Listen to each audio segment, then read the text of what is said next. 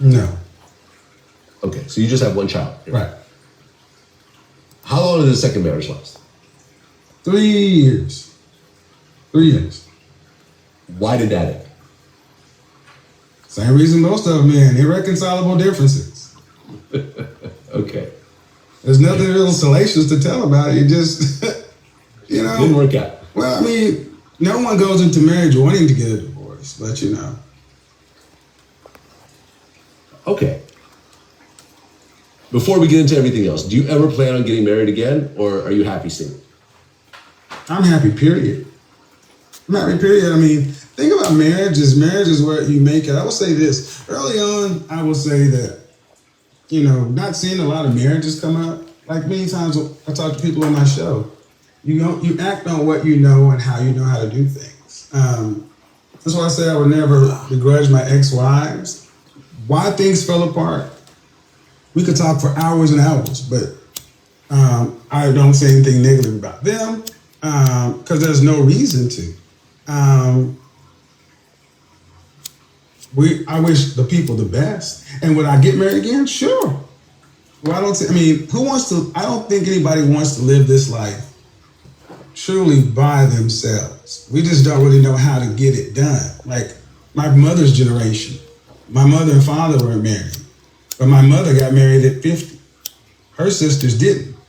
But their previous generation, everyone was married, and they were married for 30 plus years.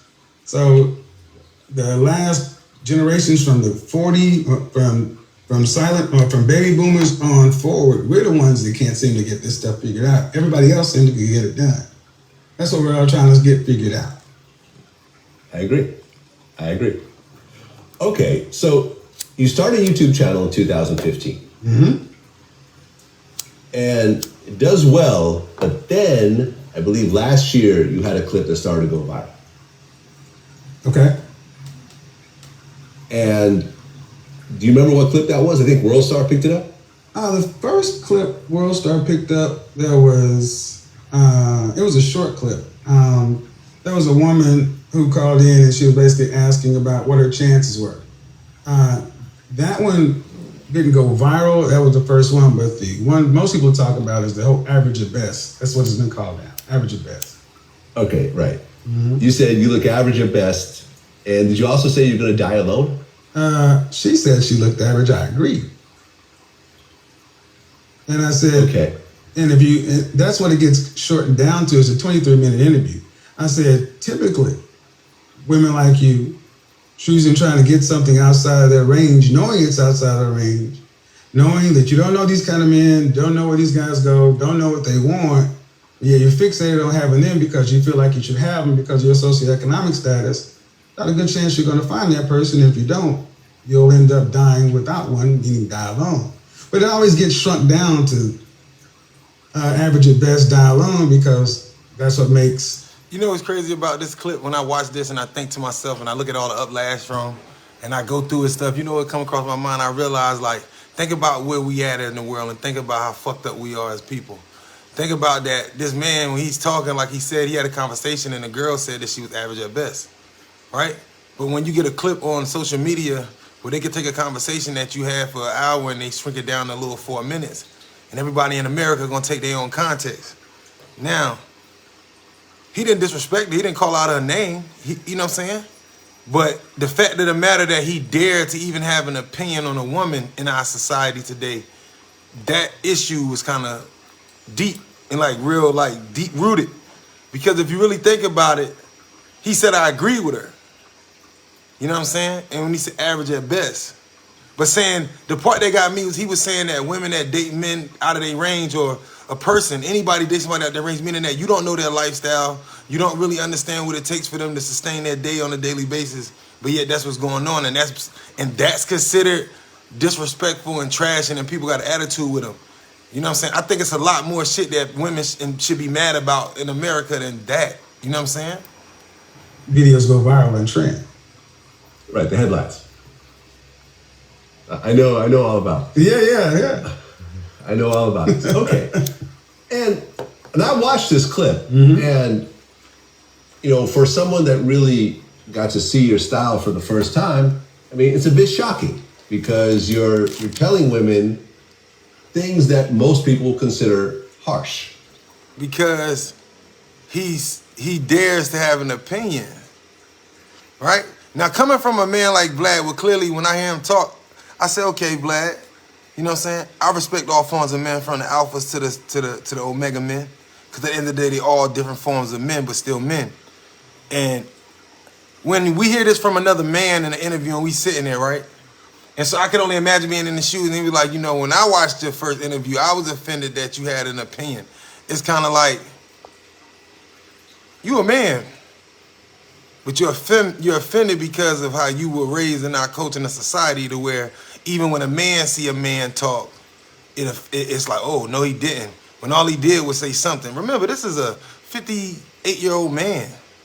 For what reason should he have to tiptoe around things? Was Grandpa supposed to be quiet and hush mouth? Economic status, got a good chance you're going to find that person. If you don't, you'll end up dying without one, meaning die alone.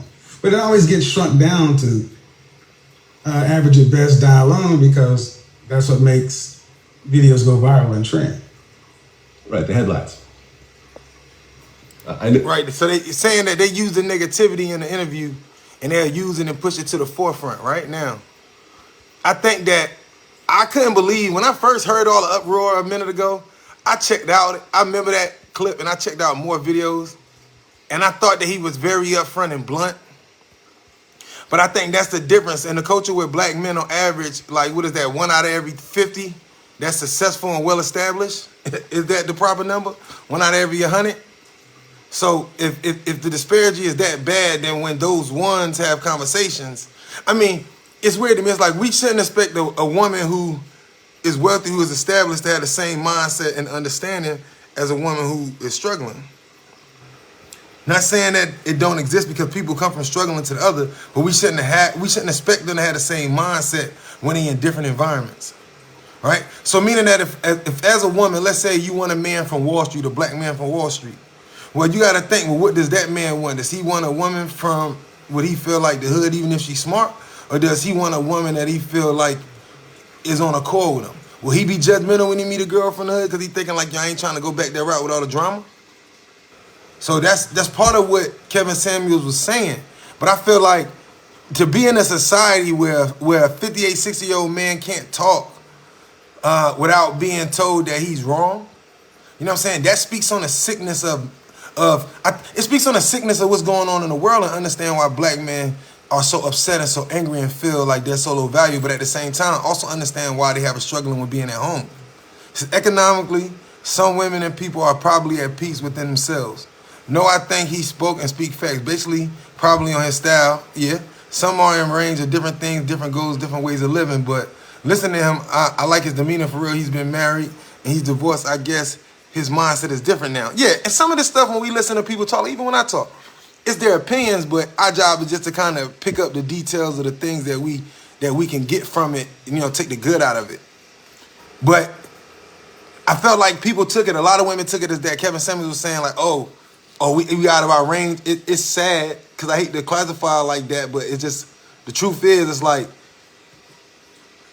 are we little boys? So for the rest of the men in the world, he old enough to be our father.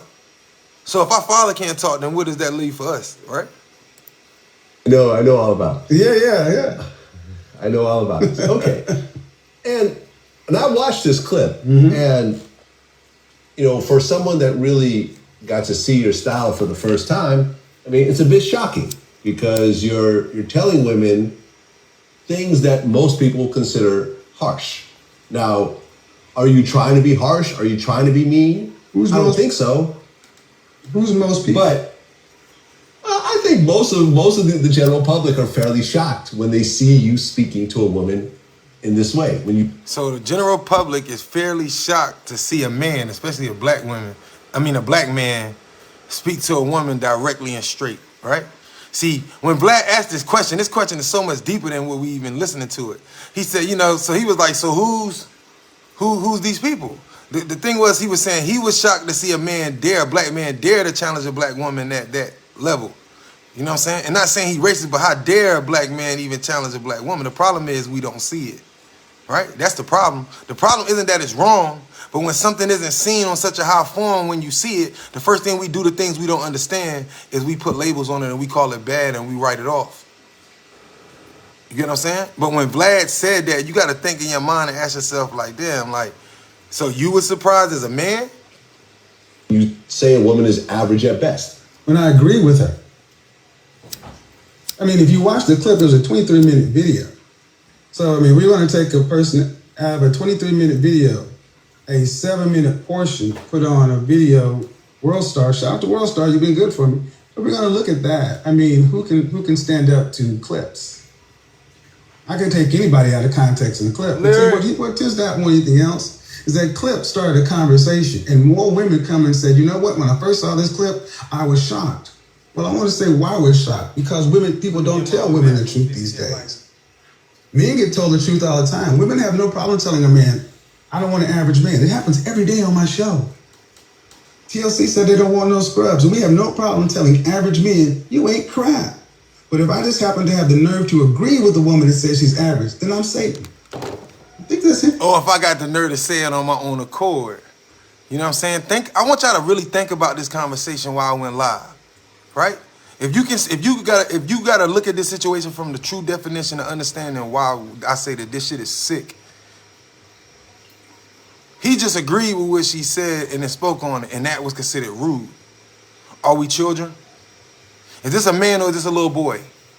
Is this a nigga standing on a corner outside out there pushing crack to his people? Or is this some nigga in a business suit sitting around? You know what I'm saying? Is this somebody, you know what I mean? How is he carrying himself? So the fact is sick because at the end of the day, we got to start realizing that, like, damn, we really are treating these men like they're little boys. And you know what I'm saying? And some of these little boys are actually getting better treatment. Because at the end of the day, what is wrong with a man telling a woman that's how he feel? As if men don't have an opinion on women the way women have an opinion on men. Interesting. Very much so. Very much so. Okay, and I've listened to a few of your interviews and the videos on your YouTube channel as well. And a lot of the focus of what you talk about is the high value man. Mm-hmm. Explain what that means. Well, first off, high value man is not my concept. High value man has been with us forever. And what I did with high value man is I just put some parameters around because that term had been floating around for years. I looked across, this country, that country, this political system, that political system, this system of government, and I looked and said, what are the men who separate themselves from other guys? What do they have in common? And they have several things in common. Now, this is irrespective of religion, morality, anything else like this, just basic stuff. High value men starts with money. Now, there are a lot of people who don't like that concept, but I didn't come up with the whole notion of a six-figure guy. This has been with us since 1985. When six figures first came into the mid-'80s, I'll say that, when it first came into popular media, popular culture. And then making that like $10,000 a month is a benchmark. And then saying, making that amount of money for 3 to 5 years. Anybody can have a good year or two, but stringing it together implies some sort of consistency. Then after that, other high value men recognize you as a peer or a possible peer. Having a life that's kind of what I call LinkedIn level, visible, meaning saying you're the VP of Mergers and Acquisitions at Goldman Sachs is different than saying I'm an entrepreneur. We know what one of those things means at a glance. Having a network of high value men and others, and being useful to others and the group. So those are 6 basic principles around which I've had a conversation. Now, of course, your mileage may vary. There have been people who think that you need to have other things in addition to those things. But it just kind of gave a framework to start a conversation. And why that became such a big issue is because the notion that women tend to consolidate on the highest value man available, a term called hypergamy. So I'm just talking about things that have always been out there, just putting a kind of a context to it for the beginning of a conversation between men and women, because that ain't really happening these days. Okay. And I think a lot of your conversations deal with women who feel like they want high value men, or they feel like they deserve a high value man. And during the course of the conversation, I feel like you let them know that they don't have whatever it takes that high value men are interested in. Is that fair? Well, what I always ask is, what do you want? What do you want? And then, what do the kind of men you want? And are you qualified to get it right now, or are you willing to do what it takes? See, when people can want what they want. I want, a Phantom. But when you go, either you have the money to afford it or not. It doesn't change the desire that you want it. You can put it up on your wall or whatever. And I don't judge what people say they want. And that seems to be the part of the conversations that turn contentious. Because oftentimes, like it or not, men get told every day where they rank. They get rejected all the time. Men know what they quote unquote qualify for. But women for the last 40 years have been told you could have it all of you, whenever you want, no matter how you are, and they've been given an unrealistic expectation of their actual sexual marketplace value, their actual worth. Right? The illusion starting from the TV shows, where all of the shows as kids show the girls getting treated like, regardless of how she acts, if the boy likes it, he has to follow a certain code on all shows. The princess theory, that's what I call it. They push that princess on them. They're not pushing on them. None of them shows are telling them, oh, you're gonna be queen one day. They push that princess mindset. You know what I'm saying? So the false illusion on it isn't to disrespect women. It's to say that as men, when we wake up, we realize that the parameters if you smart, that we about to raise our daughters by will fail them just as much as the women's logic will fail their sons, you know what I'm saying? Or their daughters, just as much as our logic will fail our sons and our daughters. So I think it's very important to understand, or to try to understand, where he be coming from. But I think that the fact that he speaks in such a nature and a confidence way, like, how dare he? Like, who is he to speak when men are so not worthy? Ability to get it, but then we always talk about, let's look in your life and see where in your life have you been able to attract or deal with these kind of men on a long-term basis. That's where the conversations tend to go. I think it's funny that when I was talking to men for the previous years. Hold on. I think that is very crazy. Hold on. About these similar concepts. It wasn't shocking. But it was when I started talking to women about the very things they say they want, then all of a sudden it became this media firestorm. Well, there was an interview you did in March with a woman who called in. And the thing that people focused on was, I guess you told her that if she wants a certain type of man, she has to accept cheating because she's built like Emmett Smith. Yeah, I think that's really shortening up everything I say. It's definitely shortening it up. Absolutely. So, the conversation you're talking about, I didn't say you have to accept cheating. What I said is high value men have options. They don't cheat, they exercise options. Kind of like what Bill Gates showed us, Well, I say, I can agree with that. You said the problem is his delivery, not his message. All right, and I say this is my opinion from how I look at it. The delivery, I won't even argue the point on the delivery. Let's as even me as a man say, okay, the question that I started to ask myself about 3-4 years ago, because looking at myself, is it my job, if I'm sitting down with my daughter, and I mean it respectfully, if I'm sitting down with my daughter, there's a certain level of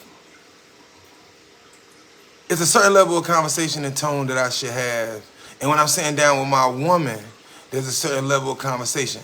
Now, the respect should still be the same for mother and daughter, but the conversation can't be the exact same. Like, I can't come at my 16-year-old, my 15-year-old, my 20-year-old the same way that I would approach my wife on the same situation or problem, because I would expect her to supersede their understanding, right? That's just like how I feel like a woman should. And what I mean by this, right, is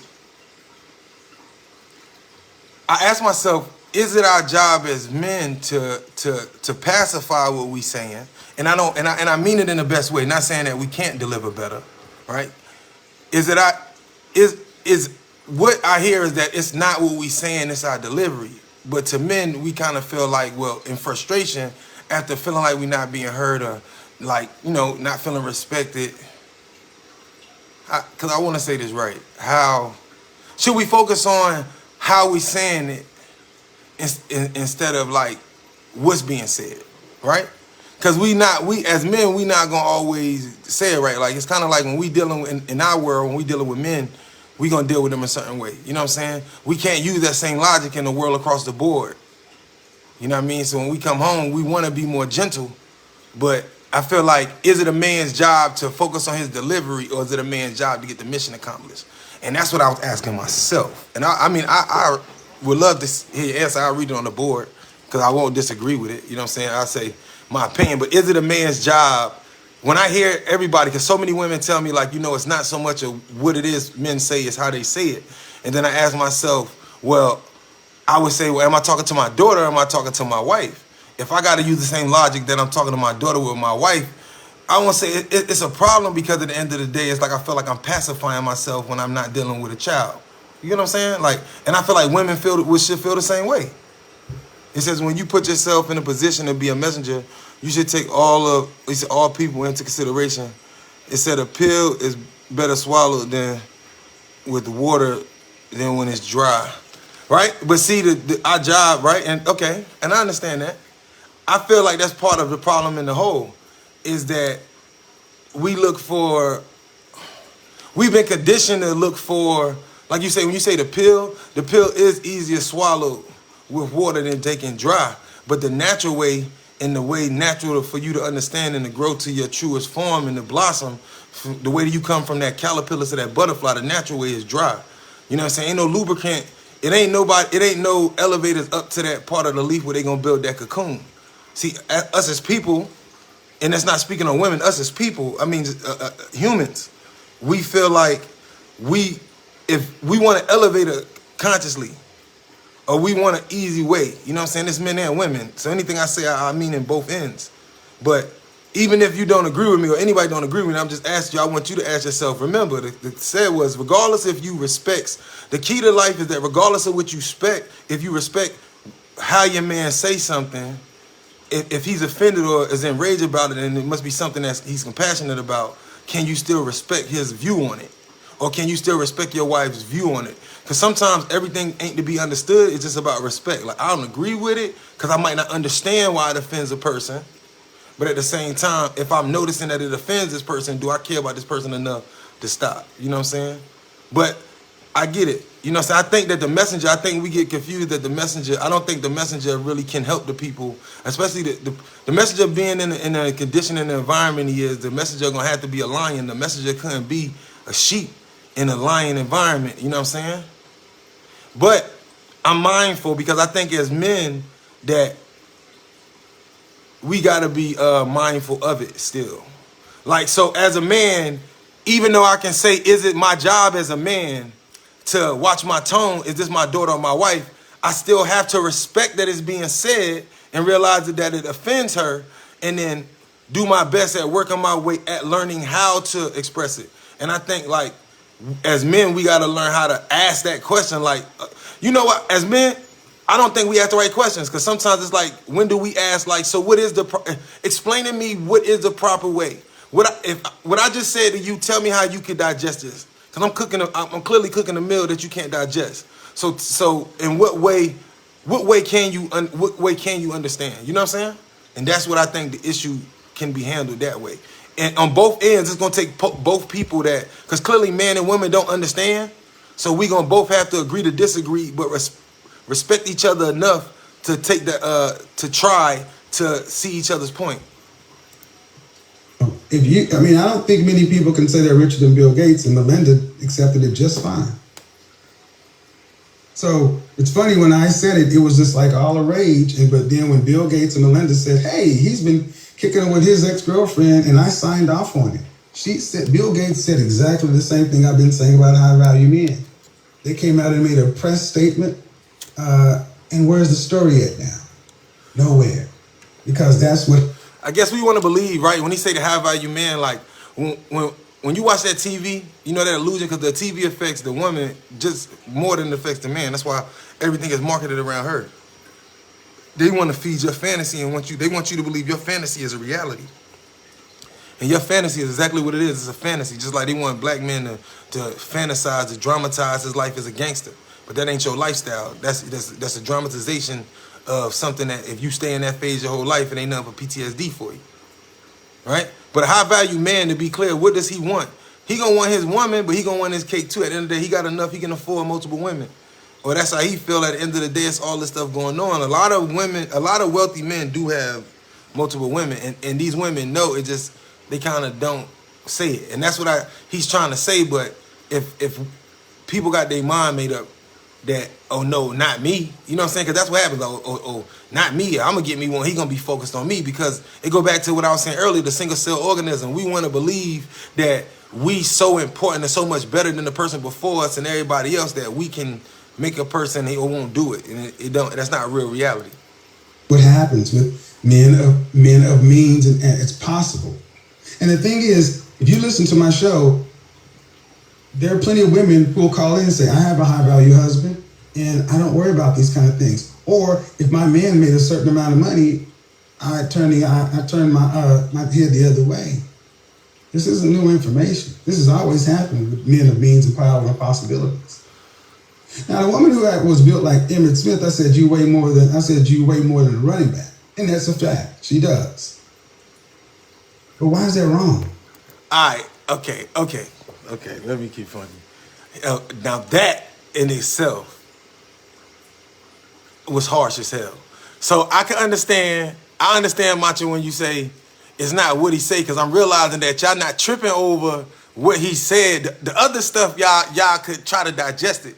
But when he was like, if I tell a woman on live, like, see, I wouldn't even tell a woman on live, like, you weigh more than a running back. You know what I'm saying?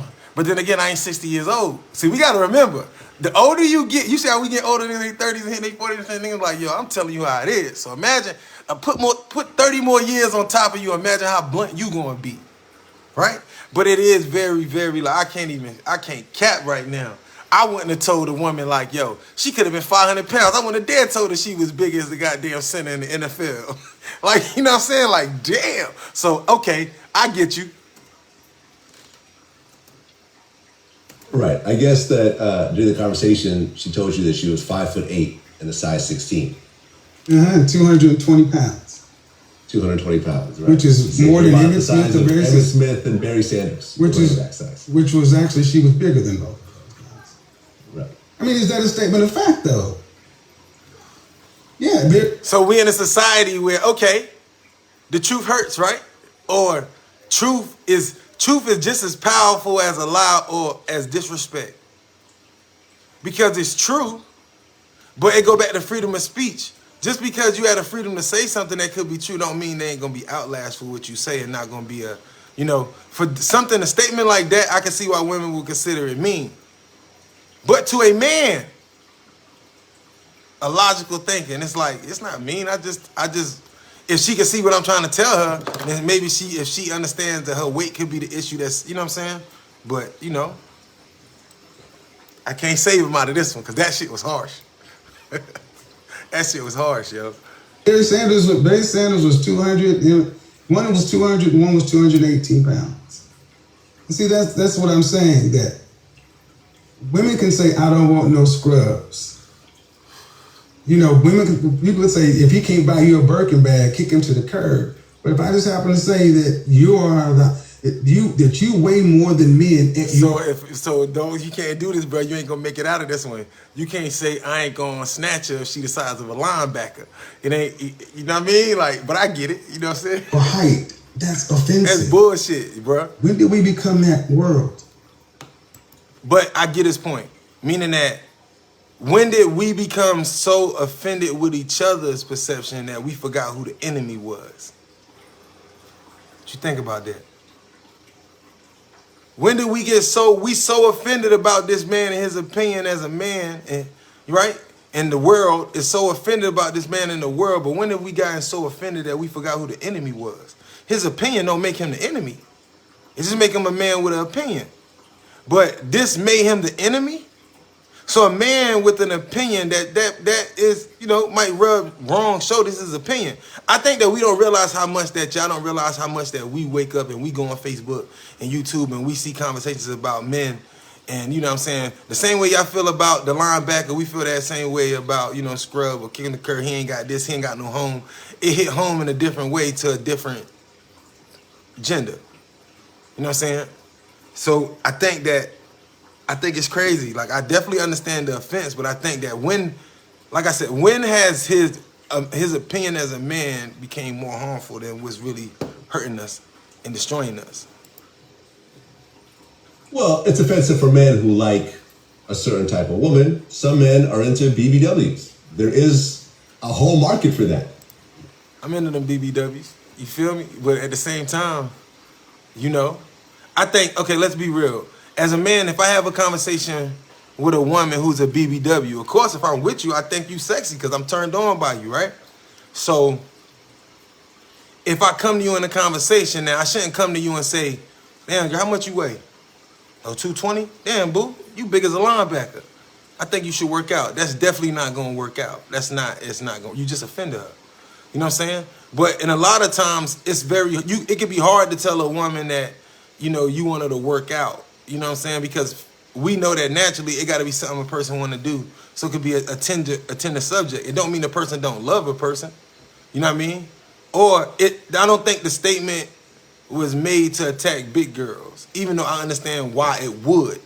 But it goes back to just as wrong as he is, it's just as much his fault as it is just that personal inner feeling about how we feel about ourselves when we gain weight as people, you know what I'm saying, as humans, you know what I mean? Really? Right. Show me where the high value men, after that high value, go after BBWs as the norm. That's a good point. That's the point. See, He's saying that the high value man going after Barbie dolls. The high value man going after the one that look like the dream girls. Cause see, you know how like as a woman you had a high value man as your target, well his target is the baddest thing on the market. Right? And so that's what he mean. Like they looking at them models, them not anorexic, not eating. You know what I mean? see, I'm not going to argue that part. we're so used to doing this PC kabuki dance that is confusing women. That's why do women call into my show? Because they've been told by so many charlatans, so many people telling you can have it all, but then they go out into their world, they're in life, and they're like, I'm not getting the outcomes or results. That's why I have more women calling in saying, thank you. I had a woman last night breaking into tears saying, you saved my marriage. But that didn't get reported. The stuff that women actually say on a daily basis about you've helped me change the way I look at my husband, my marriage, my kids. I've gotten back with my ex-husband. I've gotten back with my baby. See, that's the gift, the curse of being, as Macha said, a messenger, right? In whatever form you are. See, it's different forms of it, right? You got some messengers that's gonna put poison in the candy, like Malcolm said, and some messengers just ain't gonna have the patience for it. They gonna want to attack the problem at face value. They want to attack it heads on. Some want to attack it from a stand back approach. Some will attack it from a different approach. I guess that's the evolution of man and the ability to attack different types. Because one person probably would never get the whole world because there's so many different types of personalities that it has to be done spontaneously at different times for different minds. You know what I mean? Like, it's just, it's one of those situations where I believe personally that it's a gift and a curse. Because as much as people see harm, like it's a lot of people that see harm and really had an attitude with what I was saying, but it was some of them people that had an attitude with you that right on that board to be the same people that'll call you later and say how much they judged what you were saying. And then when they put it into action and they seen the true response of it, they could understand it. Daddy, that doesn't get reported. It's just the, hey, you said she looked like she was built was bigger than a running back. That's what gets reported. Well, I think it was a no jumper. You talked about how you look at divorce rates overall and they're relatively high, but when you look at divorce rates for rich households, they're actually pretty low. Lower, yeah. Lower. Explain that. Well, the stat was people over $250,000, the divorce rate tends to be about 20%. And it falls kind of in line with the high value thing because, like it or not, the females have evolved to be the more social.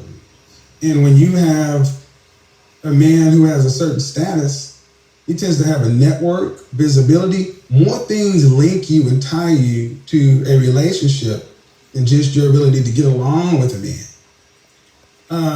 And there tends to be more reason for women to stay. There can be people that say it's because of the money. Causation and correlation are two different things, but you can't deny the fact that people with more tend to stay together longer, and their reasons are always theirs. But they're there. Yeah, I mean, money fixes a lot of problems. Point blank, period. It doesn't fix every problem, but it fixes a lot. I just seen what you said, right? Because I didn't say that. Let me. It said when you said I can understand that, but damn, he's so offensive. Understood.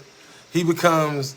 I don't know if that's Mr. Ebony. His delivery. It's not his opinion that cuts. It's him saying that we're gonna die alone, fat. Okay. I definitely.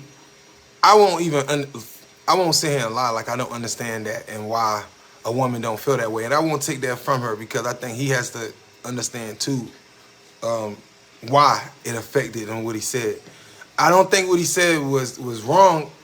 I think that, for the sensitivity of where we at today, it's really going to hit home because it's something that, as people, we're going to push out things that we kind of hide from the world in the closet. And when somebody trying to force you to deal with something that we run from or the things that we are not comfortable with, it really going to cut, right? So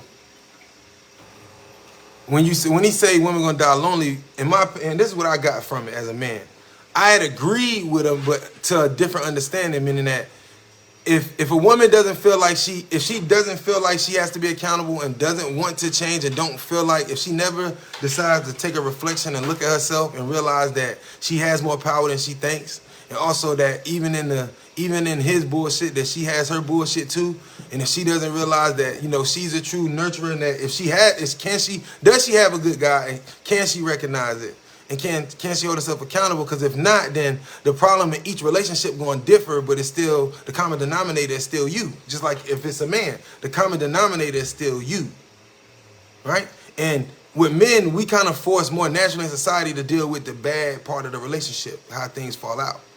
You know what I'm saying? As women, it's kind of seems like y'all kind of keep moving forward with things y'all can kind of bury it and brush it and keep it moving.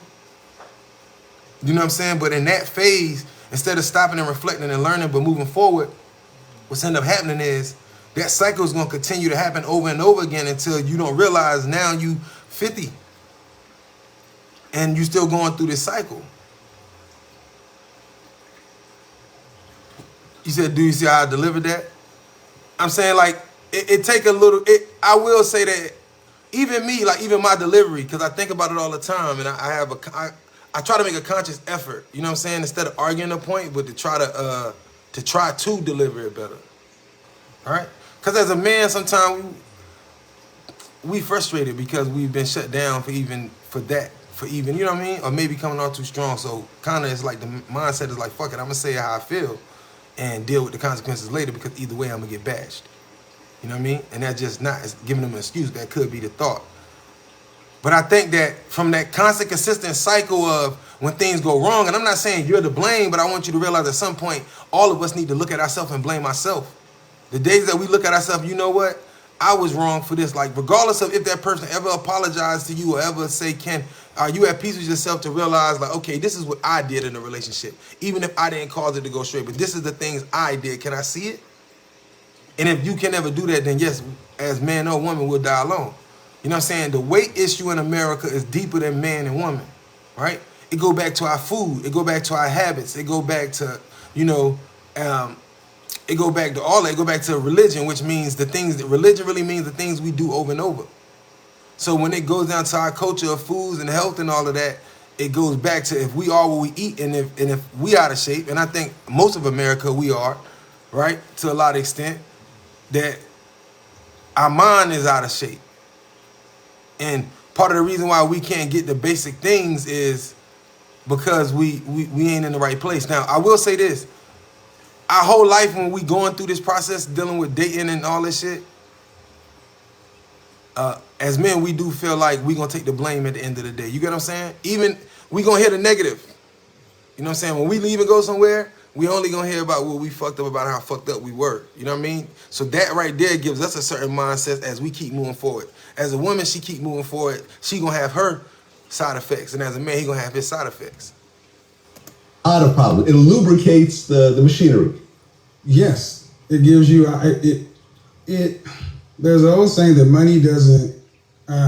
Money reveals the truth. So there's a reason why, whether you're Robert Baratheon in Game of Thrones and you got bastards all over the kingdom, he can do that because he's Robert Baratheon. He's the king. Or whether you are this person or that person, this person in the media with this amount of children, but you can't do that as readily if you're an average guy. And we see the truth. See, men accept these things.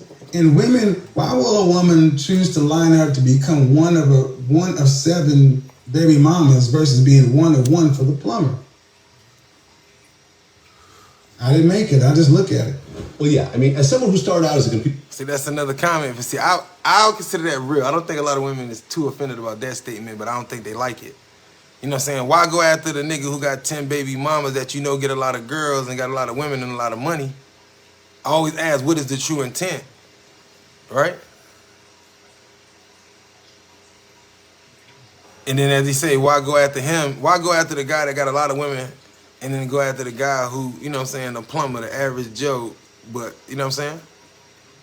Computer programmer. Mm-hmm. Went to school in Berkeley, got a good computer programming job, started my own business, doing technical recruiting, making good money, but still, someone who is not in entertainment, in the spotlight, whatever else. I remember the difficulty it was dating and finding certain types of women back then. Once I'm DJ Vlad, once Vlad TV is a household name in certain communities, and you could look me up, you could Google me, you could figure things out about who I am, or you may have already been a fan of me when I met you. The interaction between women is completely different. I'm not even gonna say slightly different. I would say there's a 180-degree difference between the two. In fact, it's almost like the roles are reversed in a way, where I found more women trying to, chase after me as opposed to the other one. Mm-hmm. But the thing of that is that it's not just that. That as well brings a confidence in a man where he feels that he can approach anyone he wants with a level of confidence of like, hey, do you know who I am? Mm-hmm. If you don't, I'll tell you, which I think is a game changer also in the way that you interact with someone as opposed to just being like a regular guy trying to somehow talk your way into this woman's good graces. Mm-hmm. So, in effect, you just described the visibility component of being a high-value man, which is far more than just the money, because of your network, because they can find you, LinkedIn level, because other men who are high-value recognize you as part of their inner circle, because now that you're an employer, you're useful to others and the group. You've done it for a consistent period of time. All those things are what people may not like it, but it is that way. But the telling part is when you were the same man as computer programmer, when women say, I want a good average man. No, you don't. Most women tend to want the lifestyle and the things that come along with high value.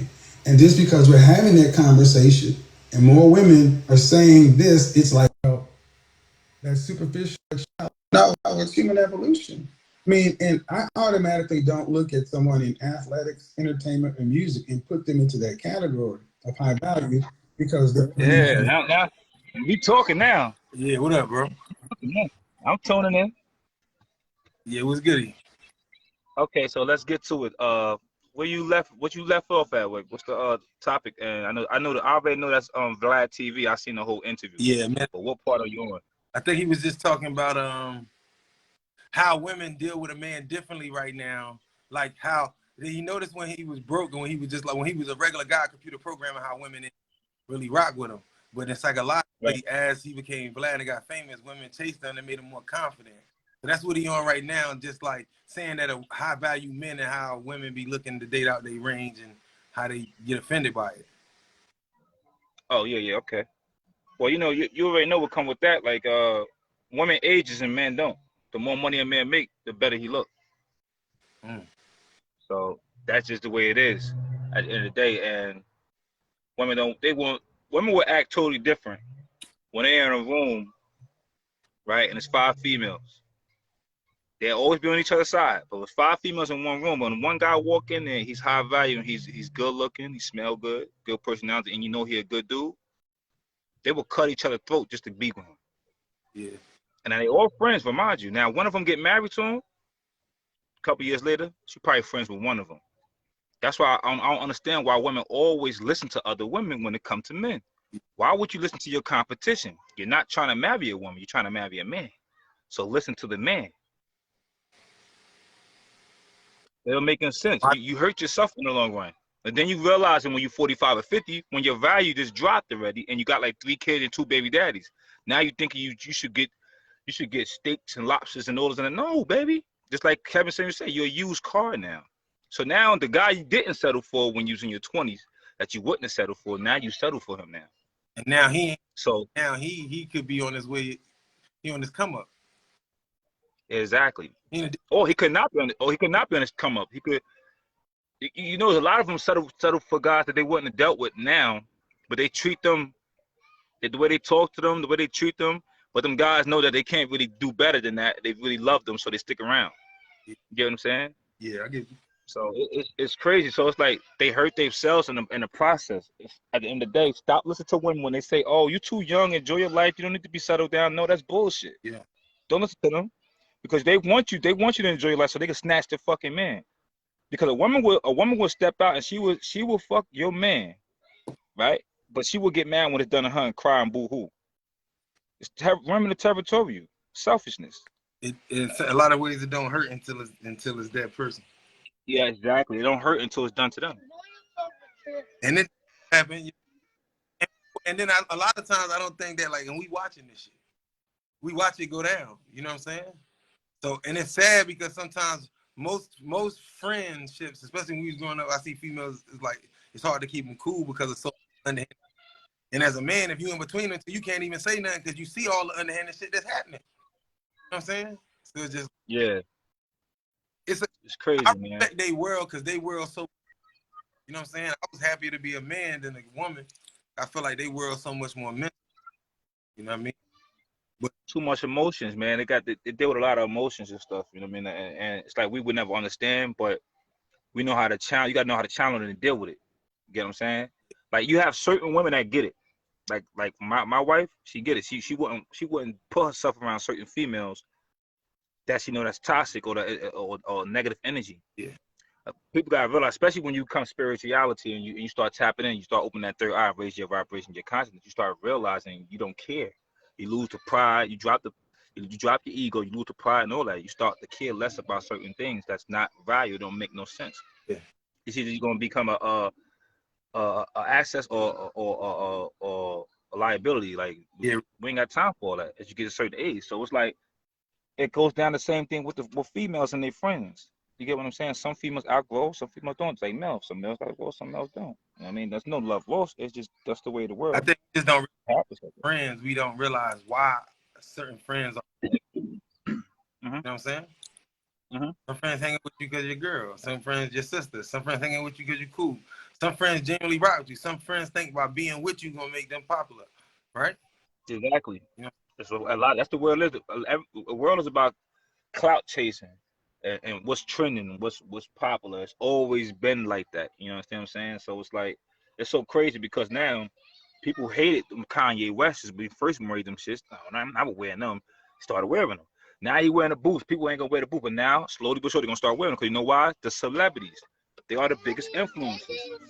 Okay, I got this. Okay, go back to this. Okay. They're the biggest influencers, the celebrities. Yeah. You understand this? And I keep trying to tell people, okay, I have nothing against the gay community. Nothing at all. At all. Be you. Live in your truth. But when you're trying to push it on our youth, that's when it's a problem. Their brain is not fully developed. Let them choose their own path.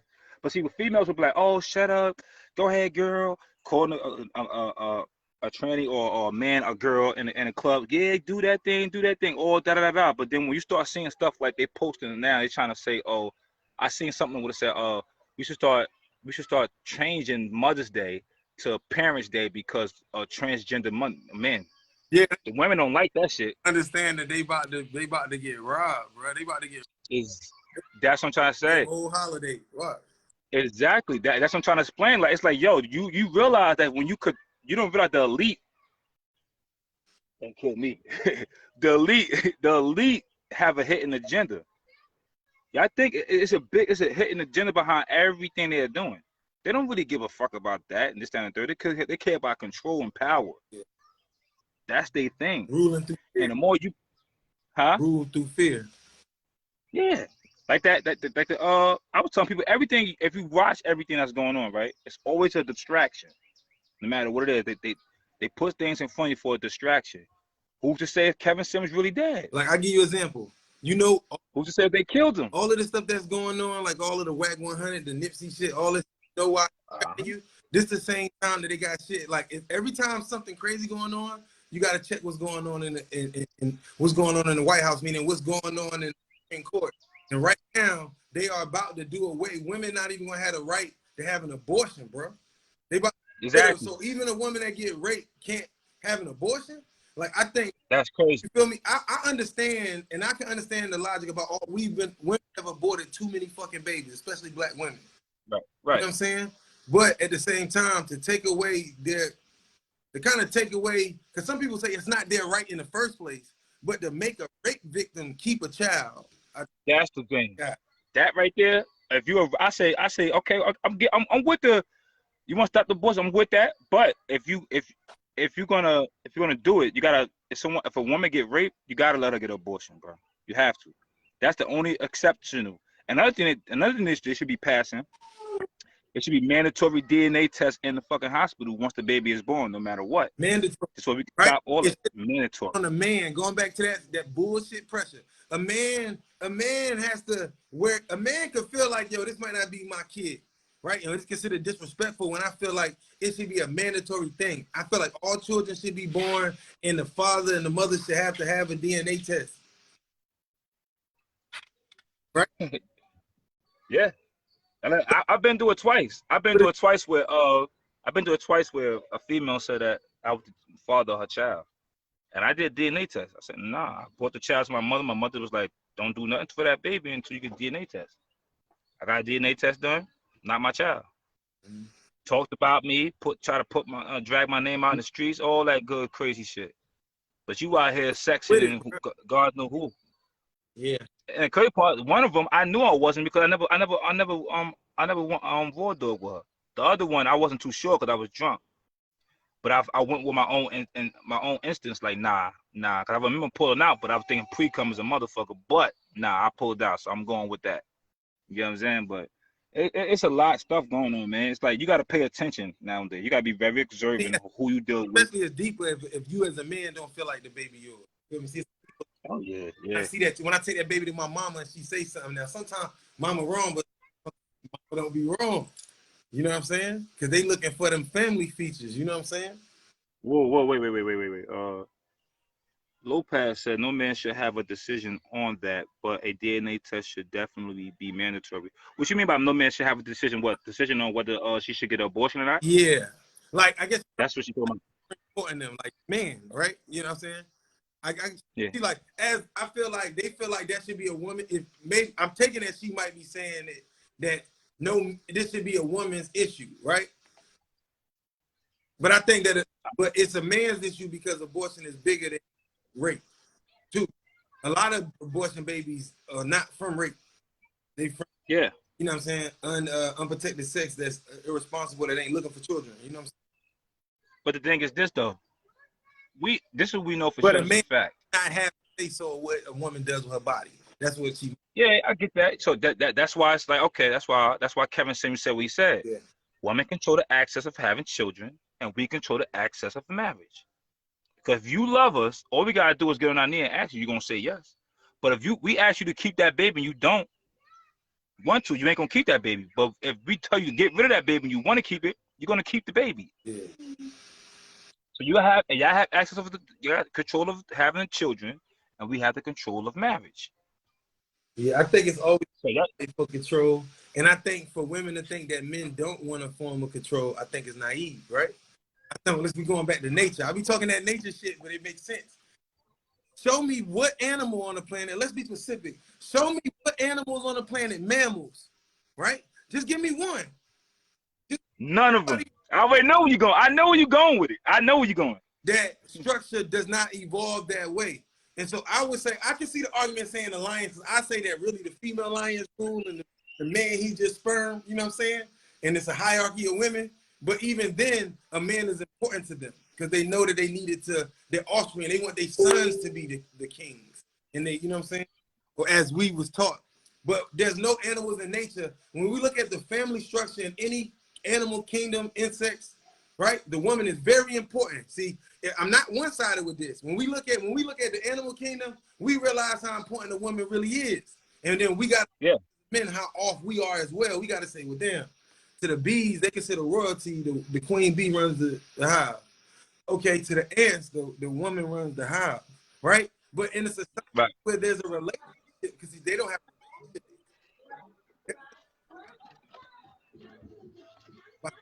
it's not when you study animals like the bees and the ants, that's about civilization, how to run how hundreds and thousands of people in one circuit. That's why you would study the ants and the bees. But if you're trying to study how family work, you can't use the ants and the bees.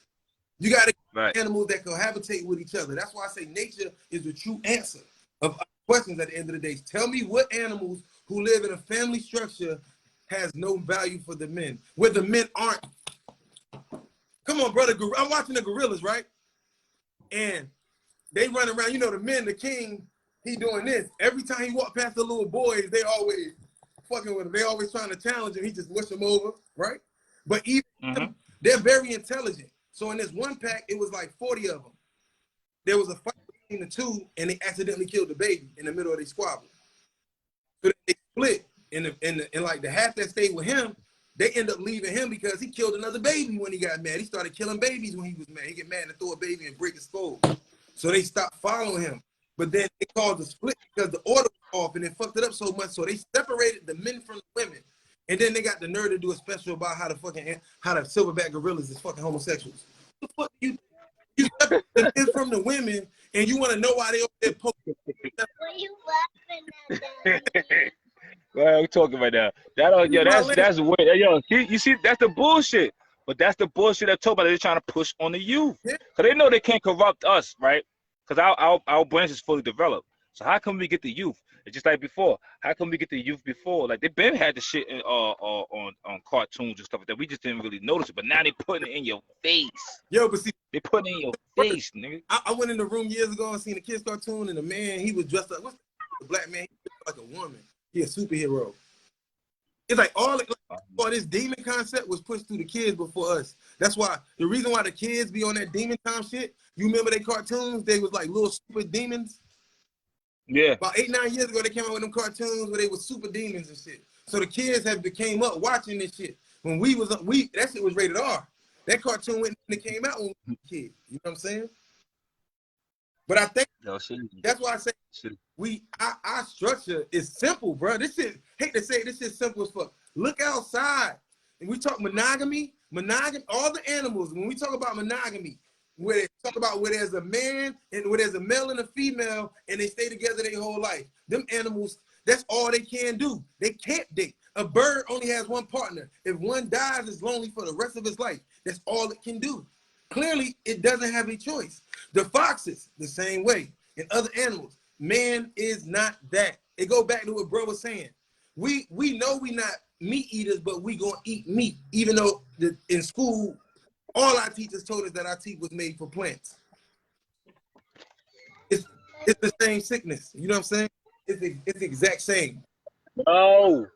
And like, you know, it's up to us to really put it back in its true proper matrix, which means the womb.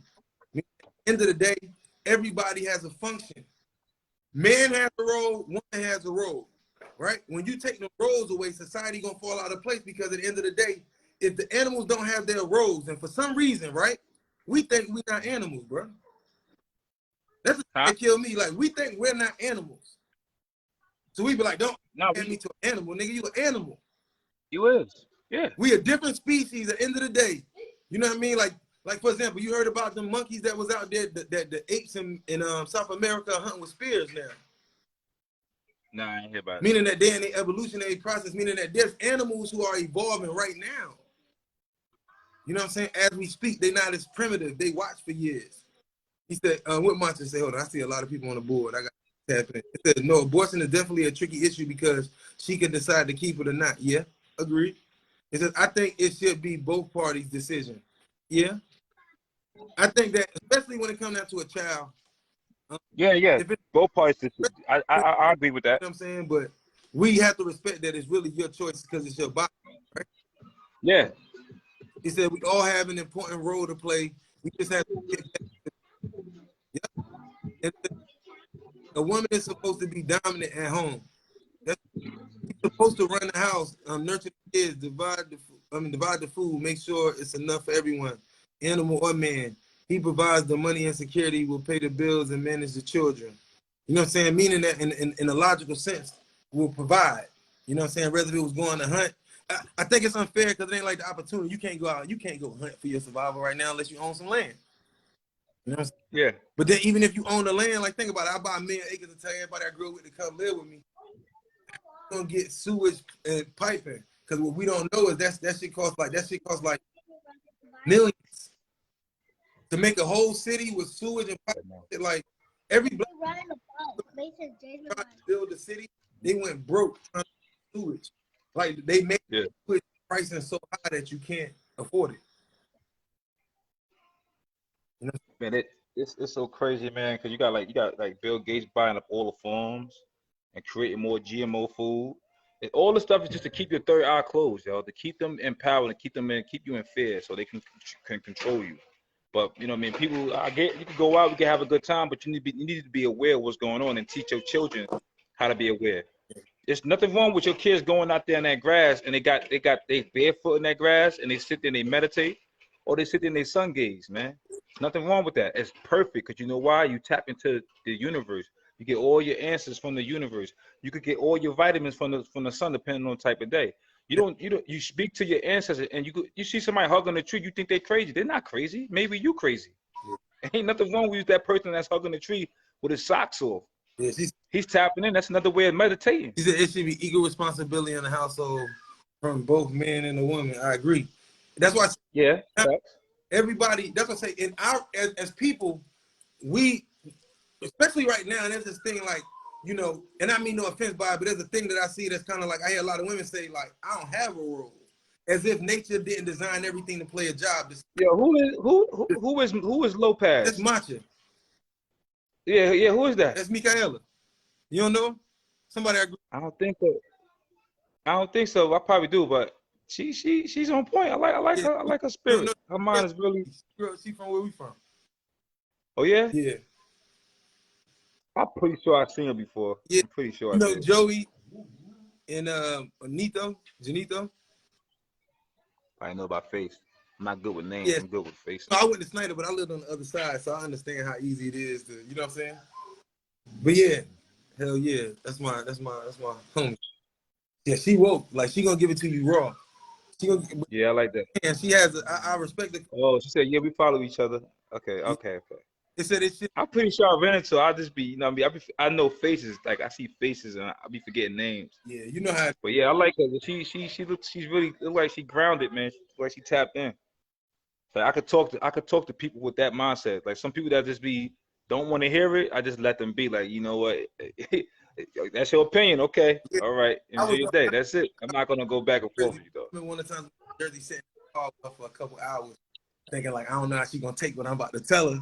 And we sitting in the you know, all this stuff history. And she on point. Then years later, she talked to me and she bring me, you know, I'm deep in that history.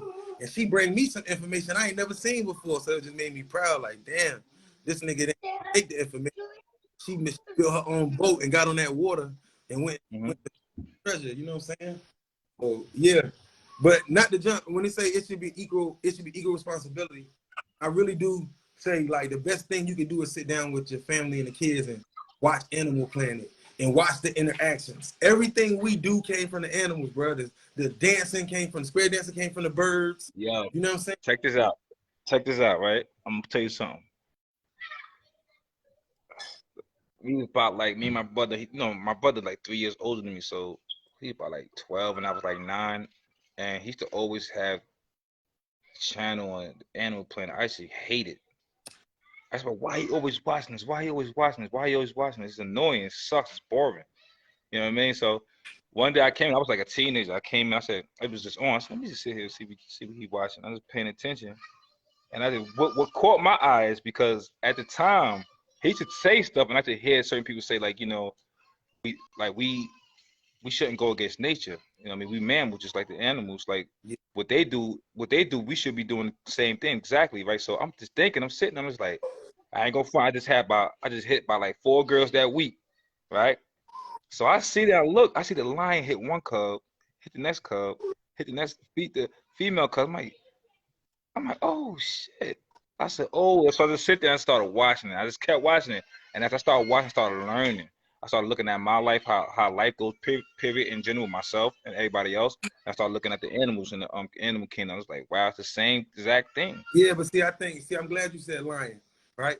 When we dealing with the lions, we this is a very good example for women because this is the one kingdom where we really need to investigate, right? And I say that when I was studying the lions, it was very interesting to me that okay, lions that are doing good, like he's not in control. This is why I stay You know upstairs. what I'm saying? He's not. I don't want nobody down here. If a male lion walks up on his set and one man, they'll fight him a little bit. They think they smell it one-on-one, and if he wins, right? That's one thing. That shows the same thing. Right? So we can't just crazy. Then he will take food out of the baby, right? They do the hunting, right? This fits nothing of our life today. The women do the hunting, and they're the most aggressive, the most as they are, right? They just don't know it. And then they come back and then they feed the kids. The male lion will eat the food from the baby, and the females do get mad, right? But if he doesn't much, they really gonna let another lion come take this shit, right? So the mindset of our women that we hate, we also have to realize, like, well, damn, we can see that replicated in nature in the Lion Kingdom. We use the native of the jungle, well, according to their structure, right? The Europeans said, oh, it's 1 male and 8 women. He the king. They ain't do no investigation, bro.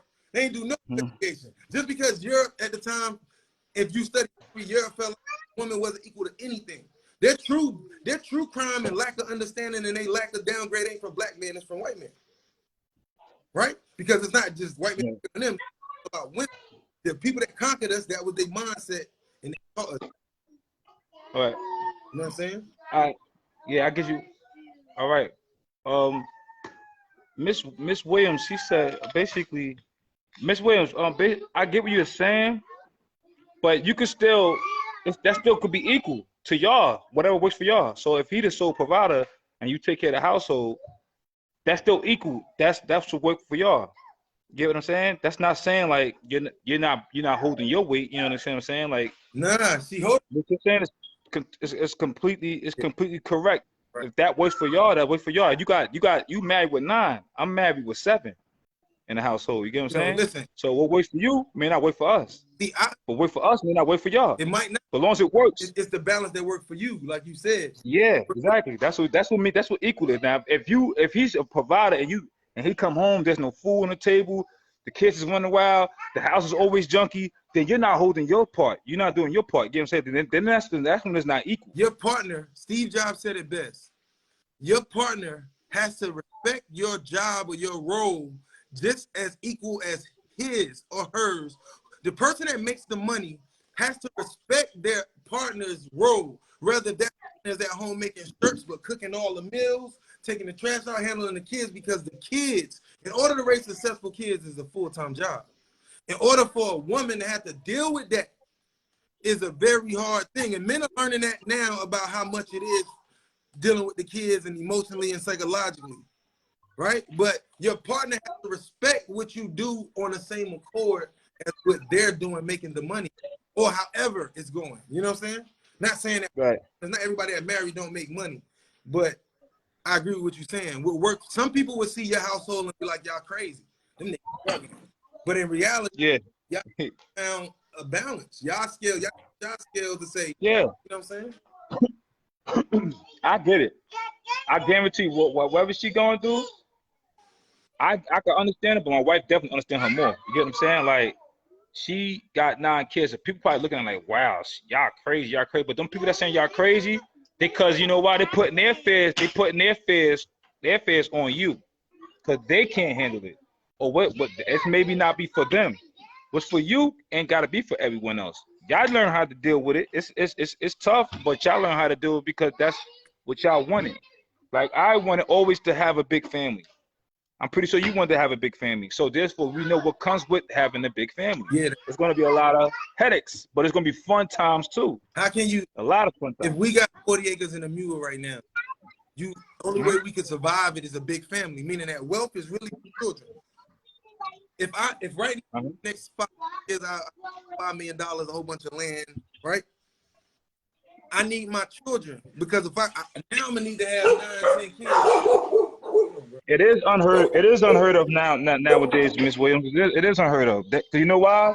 They can't handle that responsibility. So you can't listen to them. You just gotta let them see you win and let them see you do it. And you know what happened behind closed doors? They be sitting back, Miss Williams. They be like, "Dang, that's dope. That's dope." But they're afraid to admit that shit because they can't handle that. It's not for them.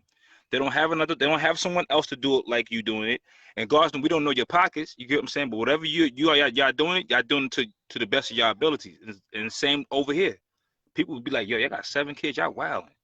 How we wilding? We got a big ass house right here in Atlanta. We're not in the hood. We're in Atlanta right now. You feel me? We got all this land. Yeah. You feel me? Well, It's 6 bedrooms, 3 bathrooms. You know what I mean? We good. Like, we comfortable. I got 18 brothers and sisters in Jersey. Damn. You feel me? I got 8 Damn. brothers and sisters, bro. So I understand, like, you know what I'm saying? I understand for real. You know what I'm saying? Because I see you say, when people say having 9 kids, they look at you like you're crazy. Nah, the question is, at the end of the day, in that one generation out of 9, you can have your successful people that make the money. You can have your skilled people. You know, if we have our own land, we gonna have to have 9, 10 kids because we need people to work this land. You look at somebody, you're gonna be looking at the children to be able to get this going and to be able to establish something. You know what I mean? So I think that the more kids you have, in reality, that's wealth. When everybody looks at it, when they was breeding us in slavery, they looked at the black woman as wealth because she could have more children. We have to not look at it as because we can't look at it as them, because that's not our objective, but we do need to understand that our woman is our ability to multiply. Oh, that's yeah. That's army. She is our everything, and I do agree we have to respect them. My conversations be so passionate because I feel like if we can get men and women to a higher understanding of the ones that care, then so much more can be done. Yeah. You know what I'm saying? Because she is. And I can say it like she is. She can, anything you want, she can manifest. You want an army, she can manifest it. You want a team, she can manifest it. If you got a good woman, I don't care what you're doing in life. You can be balling, boxing, rapping. If she come in there and start talking to you like a Ali coach, like you the greatest. If your woman, bro, I know you know what I'm talking about. She coming to you in your boxing shit, and she coming in that locker room, she tell you before the game, like, yo, go show them motherfuckers what it is. It's nothing like when you know that your wife or your husband truly believes in what you do. right. That's a team right there. That's what you call support system. That's what you call being a team. And when you work together, nothing can stop you. Yeah. Nothing can stop you. And But, you know, I love the conversation. But I'm gonna let somebody else tune in. Right, I gotta tame these kids. You know what I'm saying? But I'm watching. Let somebody else tune in. Let's get a female up here, man. Let's get a female up here. You know, let me show the ladies some love. You know what I mean? Y'all tune in. Yeah. So y'all typing and stuff. We wanna hear your voice. You know. All right, bro. Love you, kid. All right, bro. Love you too, bro. Be safe. All right. One of y'all want to come up here and give y'all opinion? Matcha or Katuya? I would love to hear y'all opinion as well.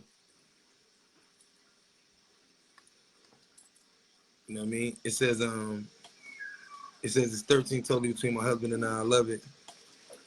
You know what I'm saying? It said I don't let what others say dictate what I'm doing. And you can't. You know why? Because at the end of the day, it's certain, you know, a lot of people feel like, yeah, you can't do that. Or when they see that you got 9 kids, girl, you must be struggling. You be like, actually, I'm not. You know what I'm saying? Actually, I'm doing well. You know what I'm saying? I'm doing great. You know what I'm saying? I'm doing, you know, I don't think that necessarily that, you know, I'm not mad when women say they don't need a man after all the hurt. Or feel like when I hear men say that they tired of dating women because they can't get that, I just don't think we realize that if you do find somebody on the same accord, how much more you gonna prosper. You know what I'm saying? Ain't nobody coming up. But I get back to Kevin Samuel's crazy ass. Because I'm watching this with y'all because I'm breaking it down to be real, because I'm saying, like, you know, okay, I understand why women be offended. If y'all want to come up, just tap in. It's different. It's a different scenario.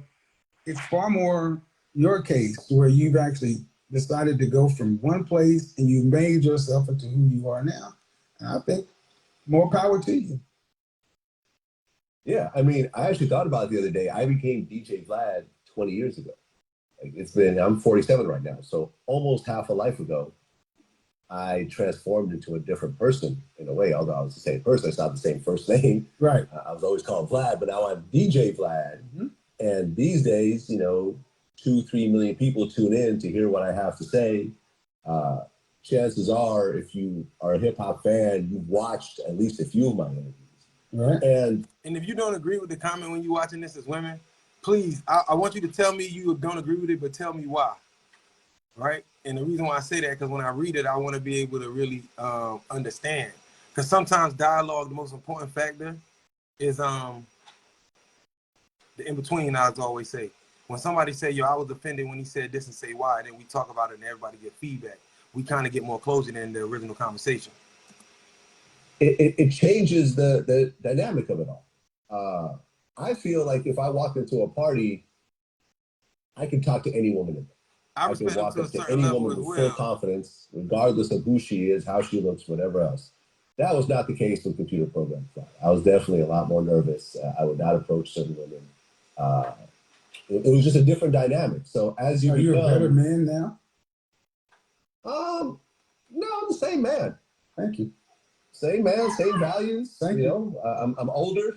I probably looked better back then. I create my wines as a trip. Yeah, I mean, it to yourself. I think that's the other side of the denial too, right there. That probably that'll make a woman mad. Like, it's not possible. Everything changes. Your wardrobe, your address, who you're around, your environment. You can't be the same person. So to actually think you are, that's cool, but it's just not possible. Tribute to my dad, Josh. You know what I'm saying? It's not possible on a logical level. You know what I'm saying? Actually, men can hit their stride after 40. And your story is what men have been talking about for the longest. We know these things. Now, see, the thing is, there's only one DJ Vlad. And if you went into that party, how many women would stand in line, figuratively, to talk to you versus talking to the 20-year-ago version of you? Right. Not that many. That's my point. Not that many. No one would be taking pictures with Vlad, the programmer, and tagging me on their Instagram and, whatever else. Because they also look at me as someone who could potentially make them a star or make them famous or make them go viral or whatever. So they want something out of me as well. Now that's the most important factor. 2 men are saying that very slickly, that a woman, they feel, depending on what they feel you could do for them, because that's the undertone of what they're saying. No matter how we dance around that, that's what they're saying. That, the me that was still getting it together, you weren't even a dare came to see or approach. But the me that's well established, you came to approach because what you felt like I could do for you. Now think about it too in 2 ways. They said that they're still the same men, which is okay, let's say they are. So that means they still got the same fucked up habits as when they was broke. And they, you know what I mean? So think about that too. I get it. Yeah. I get it. There's It's a big always picture been the here. It's same. not. It's always been the same. And I mean, listen, I like it better over here than back there. I'll be honest. Well, and that's the point. And see, men accept the reality. And the guys who are seeing you in their 20s, they're saying, I want to get to be like him. But men realize that there's a process. And sadly, if you have options like that, you get to pick from what you choose. And then when someone tells you just to be socially acceptable, you need to accept a woman that you're not necessarily as attracted to for this or that, men are getting shamed for being able to exercise the same options that women demand they have. And there are countless stories to talk about this. And I don't want to say anybody's name on your platform, but you can go and look throughout Hollywood where women of one stature are trying to get men who are obviously on a different level than them, but the man's response is criticized or scrutinized far more. Yeah, like my homeboy out there, that what I put in the interview I did with him with a little piece of it, and he was saying that he's in the force accountability. You know what I'm saying? And trying to get a woman to be accountable, that's the obstacle, right? Because they would say a man is logical and we want our women to be logical, and our women want us to understand and run the world this way, right? But we that's the fight. You know what I'm saying? He speaks truth, and just like any other person that speaks a lot of truth is going to offend people because the truth hurts. More than this person's audacity to think just because I make this, we're on the same level. That's not how we are. Never has been. Never has been. The late great Patrice O'Neal had a bit called, the king and queen system. He's like, the king can go get with the lowest barmaid and elevate her to the highest level in land, the queen. The queen, you just be the queen's husband. You can't automatically just become the king. We know these things. All right, now let's pause there. Now, this is why I understand why you have to be well versed in many things. Okay, clearly we don't understand. Okay, our ancestors created chess because that's the king system. The whole game of chess is war, right? Chess is a game of war, a game of strategy, a game for thinkers, how to outthink your opponent, right? Now, if the ancestors who ran kingdoms played this game, clearly this game was structured like the real kingdoms, right? So I think that what I'm saying to you is that as I break this down to you, I'm gonna show you the misconceptions of what we think about kingdoms. In the game of chess, when I was in the 3rd grade, I actually made it to the finals against like a champ and lost. I was nervous, but I was surprised I made it so far. In the game of chess, all your pieces, when you go from the outside to your rooks, they can only go up and down, right? And so socially, they can move forward or they can move backwards. There's no room for the middle, right? Then you have your bishops, they can move diagonal, right? Then you have your horses, they can move in a square. Now, if you know history, you know how important the square is. Being on your square is very holy. The doorway is the square. You know what I'm saying? So the horse only can move in the L. Anything in between, he can't take. Because, just like when you're on a horse, you're limited because you're mobile, but at the same time, you're also at a disadvantage. Can't hit everything as if you were standing still. All right? Then you have the queen. Then you have the queen, right? Your queen, at the beginning of the game, you're trying to understand, like, okay, so what can the queen do?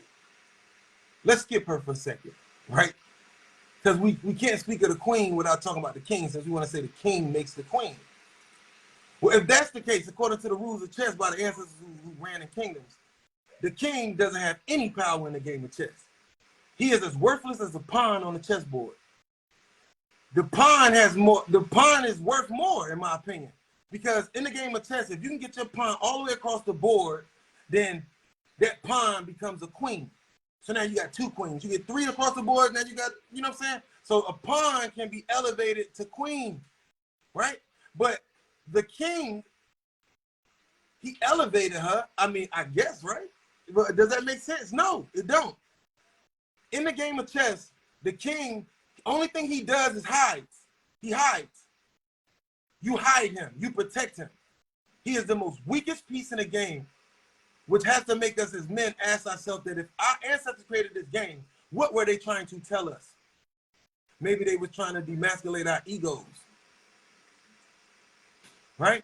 Now, the king can move up, down, diagonal, but he can only move one space at a time. If any piece on the board, including the pawn, can back him in the corner and whoop his ass, I don't think the king is that powerful. Now, this goes back to understanding our history and our culture. We're understanding that the pharaoh, he asked his wife for permission and he prayed to two female, as we call guys, because that's how we choose to interpret them. But two female deities are principles of nature. Because if you can't respect a woman, if you don't respect nature, you'll never respect a woman. Because the earth is a woman. That's why I always ask people, when we say we taught our whole life, Father God, Father, Father, Father, but we say Mother Earth, we need to understand that we need to start asking questions. All right? But in the game of chess, getting back to it, the queen can do everything. She can fly. You know that rook that can go, as long as there's nothing in his way, he can go from one side of the board to the other side of the board and take a piece, up or down. The queen can do that too, right? The rook can move diagonal from one side of the board all the way across the other side of the board. The queen can do that too. If she want to take one step, she can. Maybe she just need to take a breath for a second. When she take a stop, she really teasing the king like, y'all, you need crutches? Her whole job is the whole game. She is the biggest defense for the king.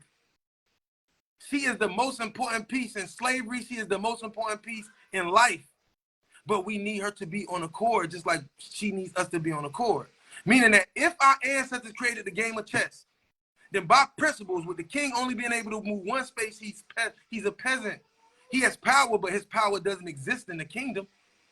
It exists in his rulership amongst the house. In the kingdom, he knows his wife rules, but she rules in her own way because why wouldn't she rule? She's feeding, she's doing all this other stuff. She rules the body. She rules everything. She feeds the body, she rules the body, she controls the body, she stimulates the body. She is master of man's body. Man came out of her body. She the creator of man's body. Right? So the game of chess, the queen can do what the rook can do. She can't do what the horse can do. So I don't, the respect that our women deserve, of all women deserve, is there. Right? But I think the problem is the supremacy. We live in an age where I call it woman supremacy. And my point is not saying that we as men is worthless. We just don't understand that in the game of war, we are the weakest thing on the table. Women rule first. They took her off the throne. She wanted off the throne. She wanted love. Why? Because a woman scorned, like I said earlier, if a woman in Egypt married somebody all the way in Iran and he did her dirty, she could kill every kingdom in between her to Iran, babies included, in her scorn and her wrath. And they realized that that's too much power. I give you a reference, Thor, Ragnarok. He told Thor, this history. He told Thor, really, you want the firstborn. Nigga, really, you want born first. She was. And people argue this point. We're not going there. But at the end of the day, if a man was born first, how did anybody else get here? What came first, chicken or the egg? The egg is a female. The chicken is a female. Only female chickens. You know what I mean? In war, because the game of war, meaning when it comes down to manipulating people, you know what I'm saying? Crash an empire. See, black man is miserable and destroyed because we women started using that power on us. But remember, when we walk down that aisle with her, that they look at us like we the king, because they like, yo, oh my God, the king got the most beautiful girl, or woman, excuse me. You know what I mean? And if you know our history and our culture, we didn't, not a lot of our empires respected women, and you can see it on the walls, like they rule side by side, like in Nubia. But my point is to show you that in that arena, he's the weakest piece as far as the game, because the war is so much the war of life and the war in general is so much deeper than the physical battle. Man is he does dominate physical life, but at the same time, it's a partnership. We can dominate the world, but still have a problem with dominating our woman. Just like she can have control of everything, but have a problem with having control over a man. It's a balance.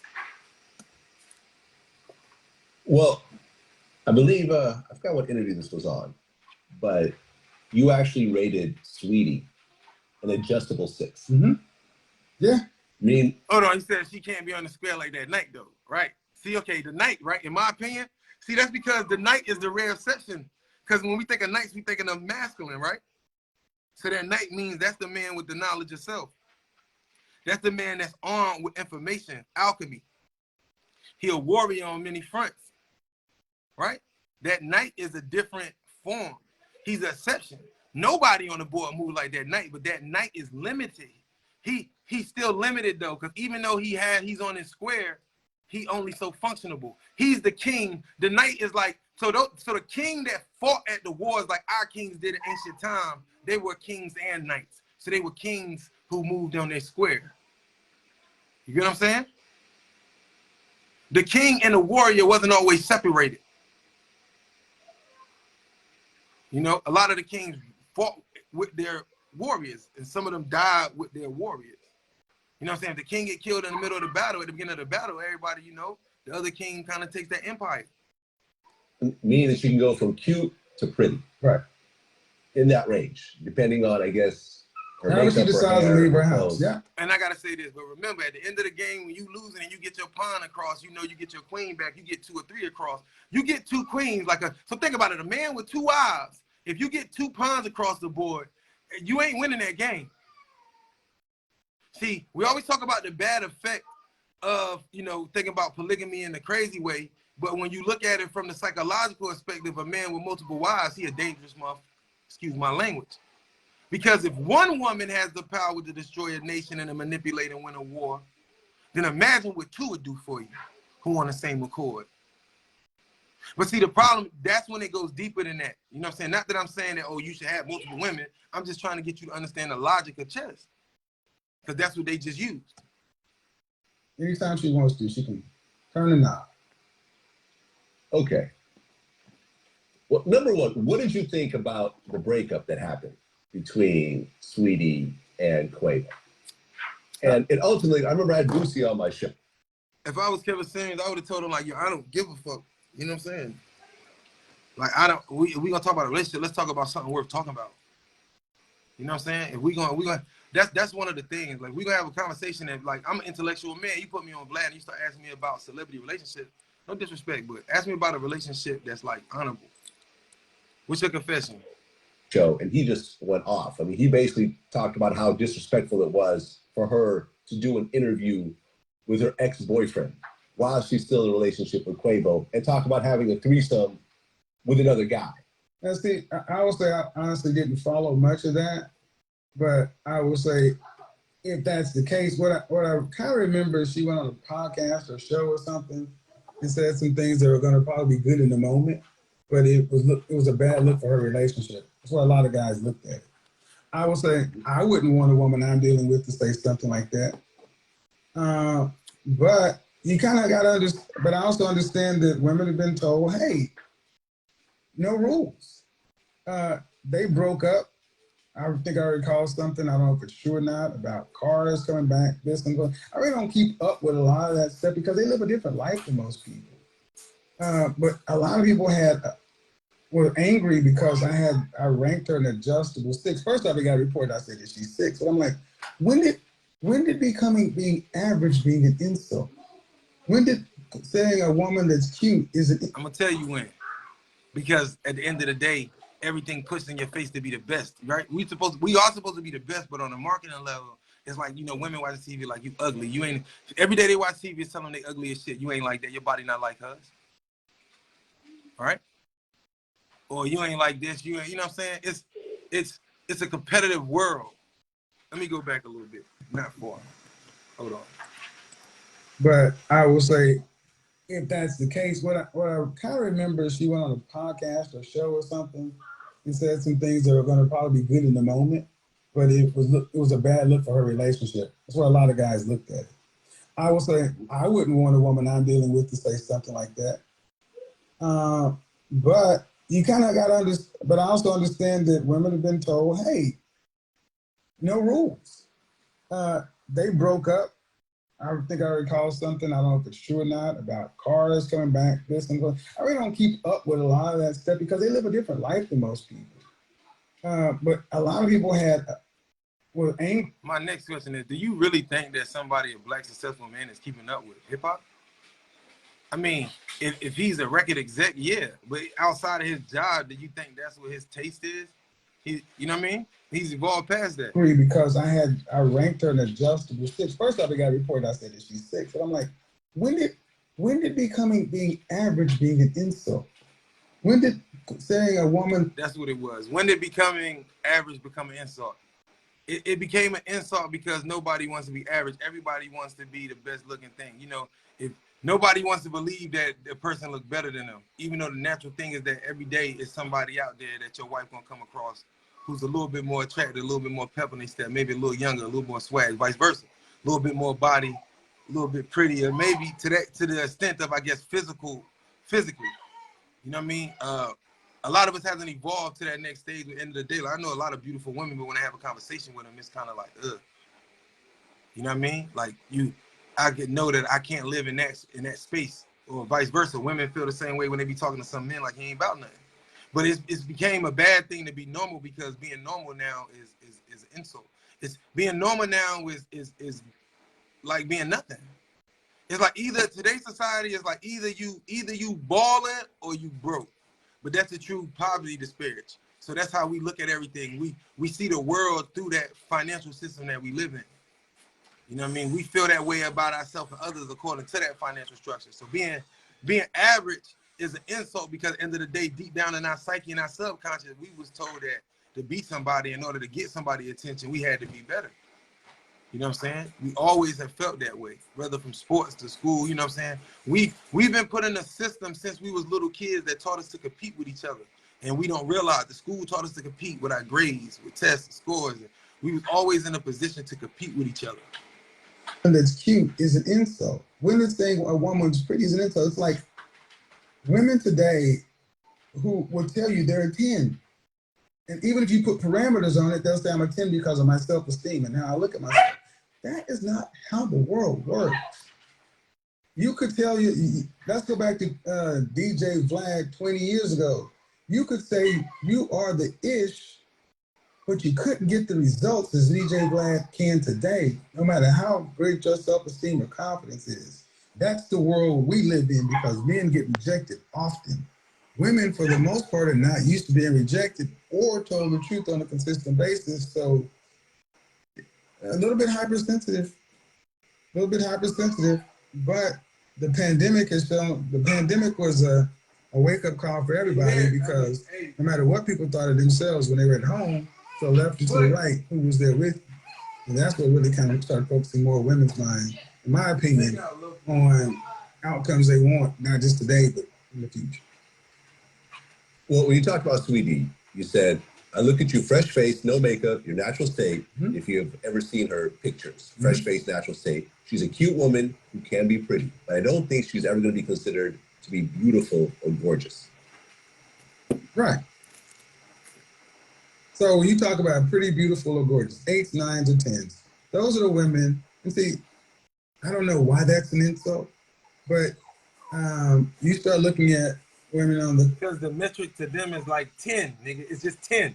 It's just 10. And we got to realize like it's very childish. On a adult level, the fact that these are our issues, we all should be ashamed of our childish mindsets. Like our problem as men and women are like teenagers. Really. On a deeper level, you never looked in the mirror and looked at your people around you and said like, damn, we really deal with our problems like kids. When we get mad, we fight each other like little kids. When we, you know what I'm saying, when we get upset, how we deal with each other, it's like everything is in that space. And the fact that if you told a girl you're 8, but you're not a 9, but you're not the 9, but you're not a 10, it's like it's an insult. Because first of all, they want to be a 10. They don't care. If you tell them they're a 6, you might as well tell them that they was a 7. If you tell them they're 7, it's like telling them they was 8. The cover, let's say, people, most beautiful people in the world, supermodel levels. There's a distinction. There's a cutoff line somewhere. I don't know about you, but I've been to I've been to cattle calls, modeling calls. And if people think what I'm saying is harsh, there are channels right here on YouTube with there are women they'll start ranking you. Go into a swimsuit model call where they take a marker and start drawing on you. Nope. He said, but they and if there's not all right to say the line is drawn somewhere for somebody, then I guess what we're saying. It's hard. Like I think at the end of the day, just like if somebody, how do you get somebody a 10? I think we gotta know each other. I think it's gonna take me. I can't give you a rank until I really get to know you. Ask me in a few years, and I tell you, you know what I'm saying. You can get that 10 because that 10 can come from it's other things. But if I'm just gonna look at you and make my judgment, that's idiotic in the first place. That's man's first mistake. Man, dumb. We still like my grandmother used to tell me. At the end of the day, man is physical. Everything he see, he wants. He's turned on to whatever he sees. Woman is mental. She's turned on by everything she thinks of. Saying that everybody's equal. There's no differentiation. But one thing I haven't heard, and maybe she hasn't said it, what she thinks of herself. Does she? I mean, a lot gets reported about what one guy says, but does she consider herself to be up in the top ends of beauty? Well, I remember there's an interview she did where she said, that having a pretty face definitely opens doors, and open doors for her, and that type of thing.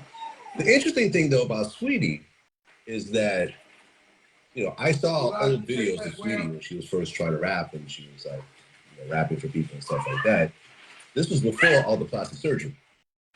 This was, small boobs, relatively flat butt, not all the curves that you see these days.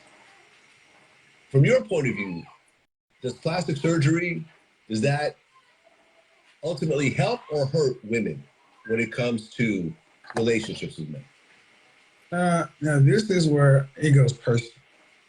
In my personal opinion, there's something. It's all on a sliding scale. There's nips and tucks, slight adjustments, but we're getting to the point to where it's becoming comical. I live in Atlanta, and I'm looking at some women have some of those comical proportions. Jessica Rabbit was a cartoon character for a reason. But now we're starting to see women who have these impossibly small waists, really large hip to waist ratio, really large butts. But what you're not saying is a lot of these women where are their husbands? Who are they married to if they are married? I look at the outcome. Look on their left finger and say, are you married to a man that you value? And the answer probably would shock most people. Yeah, I mean, because I don't think a woman understands. Once you buy that shit, you're not in the world of men that want wives on average. Wealthy men who got the money that want to change and build their woman, shit, I call it build a chick. It's like build a bear. Once you start doing that, excuse me, once you start doing that, now you're in the range of a certain type of man that wants. It's like at that point, it's just fantasy and lust you about to deal with. You know what I'm saying? Because 9 out of 10, you feel like your woman being attracted to other men or younger bodies and stuff, which is a woman's issue. But I think that it doesn't really put you in the space of a man who's looking for a wife. It's sort of an interesting. But it don't mean that married men don't want their women to have it. That's their preference. Type of thing, because you look on the internet, and it seems like the girls with plastic surgery seem to be winning, because when you look at a lot of these kind of women that are with celebrity guys, What's winning though? You mean it like in all the videos, making money, living a good life on the camera, on Facebook, Instagram? Like, but do we really know what's going on in their world? Like how they feel about themselves, their household, their kids? Do we even know? Mm-hmm. Nicki Minaj, Ari Fletcher. Even Lori Harvey had plastic surgery. You see them with these superstar men. Mm-hmm. Now, most times they're not married, but Saweetie, same thing with Quavo, et cetera, et cetera. They're usually not married, but they're with the guy. Sometimes they have a kid, with that man. Little baby's, baby mother, I believe Jada. She's had some work done and so forth. They have a kid with this man. They're not married, but they're living the lavish lifestyle. They're showing off all their Dior and their Hermes bags and everything. And I think a lot of women say, oh, that's the key. That's the easy fix. I just need to have a huge ass, get a bunch of lipo. If my boobs are, kind of saggy, I'll perk them up. You know, I'll go to DR, spend $20,000, $30,000, and then I'll go get a superstar and wear Dior and ball out. But I feel it's a little bit deceiving because you're right. These It's deceiving because they're showing you the glitz of the glamour. They're trying to sell this surgery, right? This surgery has been planned. At first, they only gave this to celebrities, but when they started putting that shit in insurance policies and wanting to sell it to the average woman, then this is when it became a problem, meaning that they wanted to forcefully attacking the insecurity of women in themselves and their And body. she fit that characteristic. And she said it herself. In reality, when they gave it the opportunity, once the option hit the table for plastic surgery for the average woman, it was really a spiritual attack on women in their true in their true feelings about them. You know, it really was an attack. As much as it seemed like, oh, it's a benefit, it's an attack. But it's not until 20 years later that we're gonna see the effect from all this. I dated rappers and athletes and all this other kind of stuff, and she's got the surgeries and everything else. But yet, if you listen to her, she says, "I wish I'd have stayed with the guy that was a normal guy a few years ago that I had, because that's the guy I should have married." That's why I said I put athletes, entertainers, and musicians over here, and I look at most people and I look at the outcomes. Or if the outcome you want is to be married with children, that's what you say you want. Who's getting that done? And I think what we're saying is a lot of mixed messages are getting sent out to women. So when I come out and say something that we talk about on the basketball court, the barbershop, in the gym, at Buffalo Wild Wings, amongst men that we accept to be true, it's shocking. It's savage. It's like, oh my God. And it's like, well, who do you think these boyfriends and husbands are going to come from? They're not going to come from this infinitesimally small group of musicians, entertainers, and athletes. It's going to come from the regular guys over here, or the above average guys over here, or the high value guys over here. This is where the relationships are going to come. Well, I mean, gearing up for this interview, I did a little poll on my website. Well, sorry, on Twitter, and got about 1,000 votes. I said, "Who's the hottest girl in the game right now?" I added Chloe Bailey, Lori Harvey, Ari Fletcher, and Megan Thee Stallion. Okay. It was somewhat close. Megan got 33%, Lori Harvey got 28%, Chloe Bailey got 28%, Ari got 11%. Okay. It's kind of interesting that Ari is the only one on this list with kids. Right. I don't know if that plays a role or not. True. Who knows? That scheme of him going at it was a business tactic that it worked to get attention, right? How they market it, like he say, well, thanks World Star, but who put it on World Star? Did a fan pay that money to put it on World Star? Or did his marketing team put that shit on World Star? See, those are the inner questions. Because I could take some controversy and push it. That's why he was like, thank you, World Star. You know what I'm saying? But he took a piece. Like, who took the piece, though? But Megan Thee Stallion is slightly in first place by about 5 percentage points. Okay. If you rated Sweetie a 6, what would you rate Megan? Have I ever seen her without makeup? I think that, honestly think that a lot of times, you know, that girl on Facebook said it the best. A lot of times, men, we say things, and then as women, it translated into kind of what it can be. You know what I'm saying?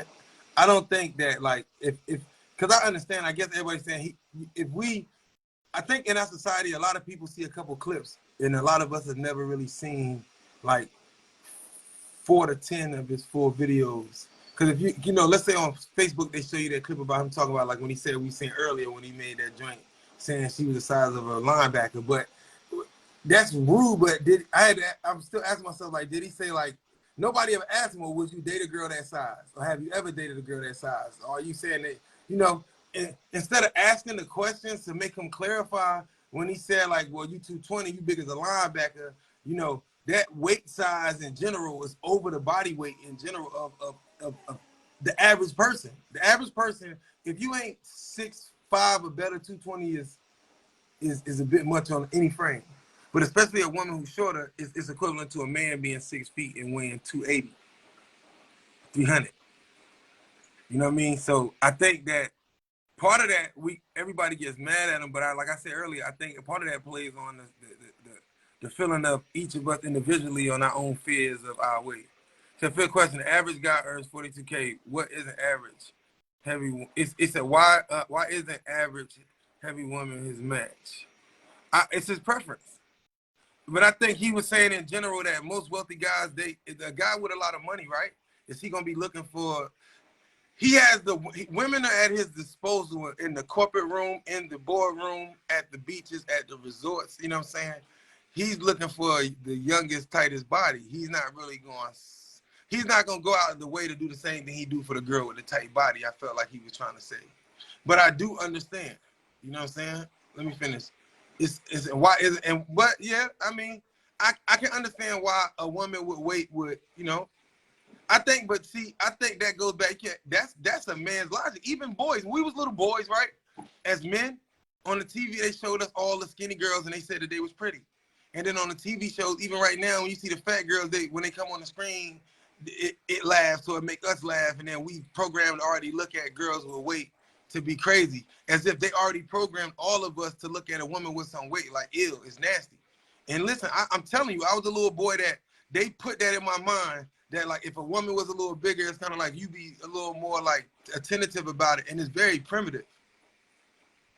You know what I'm saying? But it's given to you right in front of your parents' eyes, starting with the cartoons. They calling the people fat, they treat them different, starting from little kids. The kids' cartoons are very harsh on how they talking. So we already getting that programming of that. You know what I'm saying? So that's another programming we get. It's wrong. I won't deny that it's wrong. And then a lot of us grow up and realize how stupid we are. Like, wait, my woman just dropped these babies. This is beautiful to me. She was beautiful when she was slim, but I mean, them hips and, you know what I'm saying? A lot of men like that shit. You know what I'm saying? But that's a part of loving your wife, you know what I'm saying? And loving her while she going through her changes. Just like she got to love you as your hair turn gray and shit change with you. Yeah.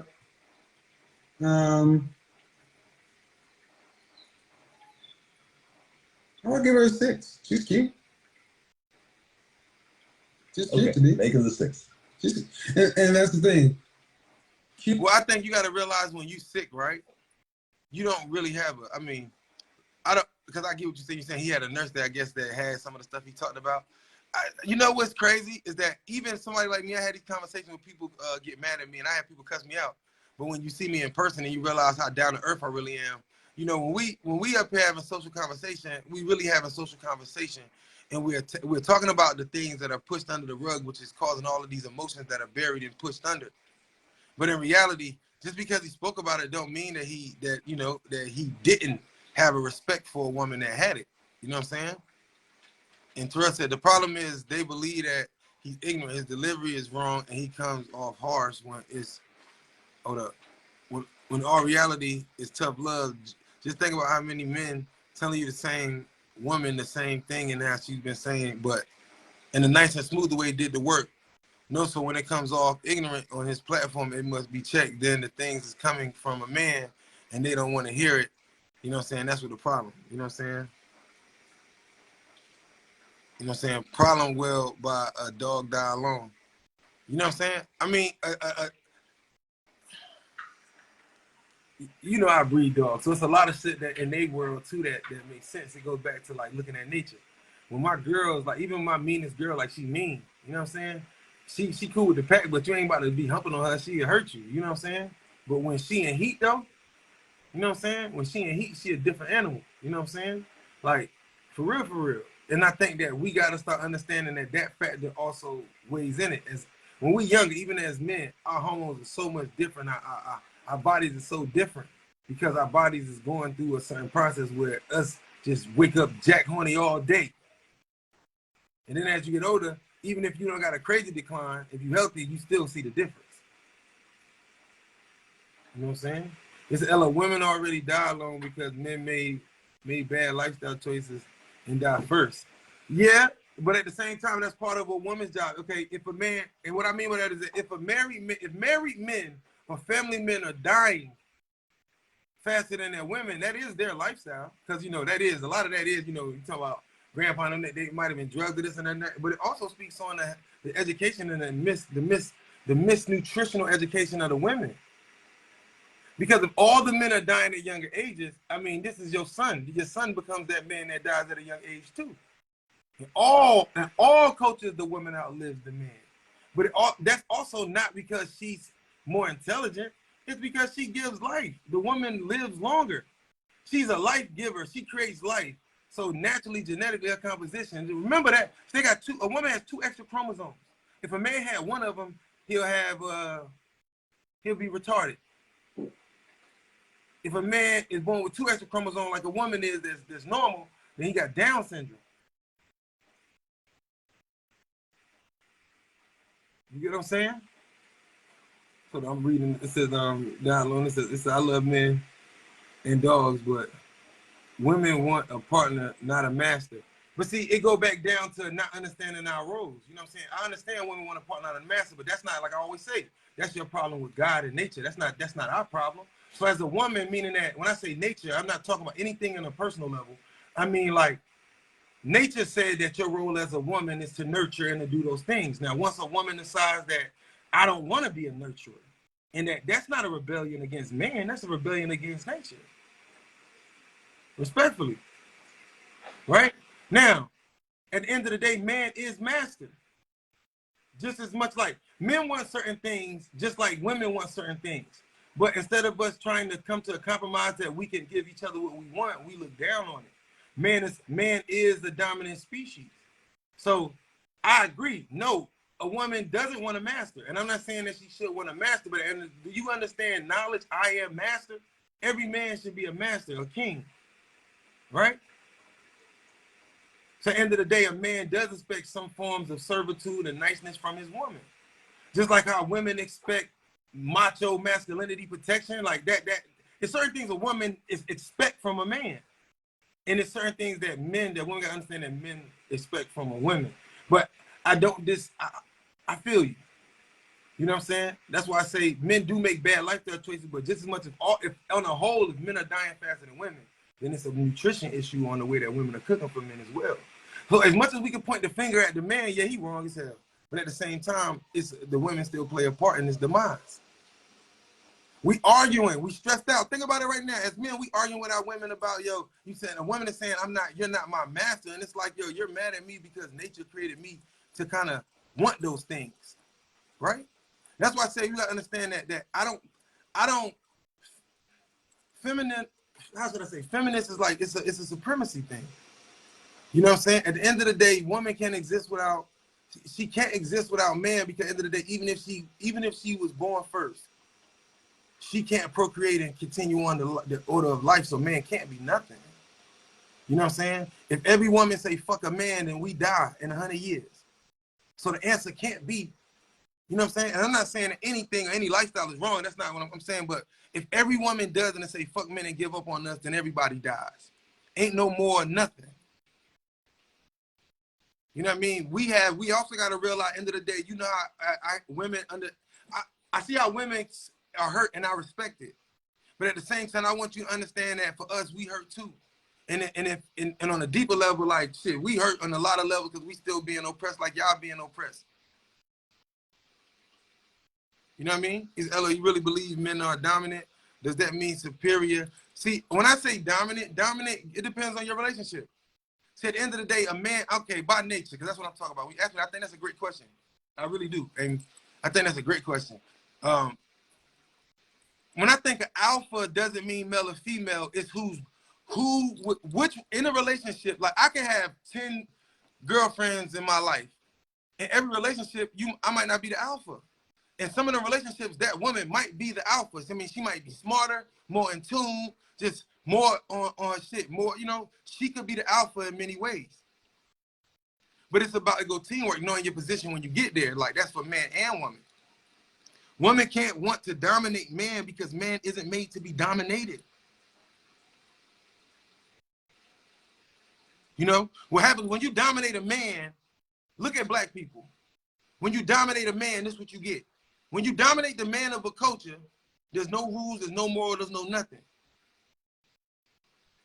Single women households have been raised in the black families in the poor communities of all nationalities, and those are the most dangerous communities in the world. Not just black people, but let's talk about the Irish, which in true history they would be considered African blood. Let's talk about those other nationalities on a historical level who, you know, in that way, it says, Ella, nobody is meant to be dominant. It's not healthy. Well, okay, it goes back to the same thing. Okay, let's look at nature. Show me what animal doesn't express dominance. Okay, so the earth has all of these animals and insects where there's dominance between the males fight each other before the mating rights, the males fight. But the alpha is the only one that can mate. But in a lot of cultures, they fight for it. There's a dominance principle, the wolves.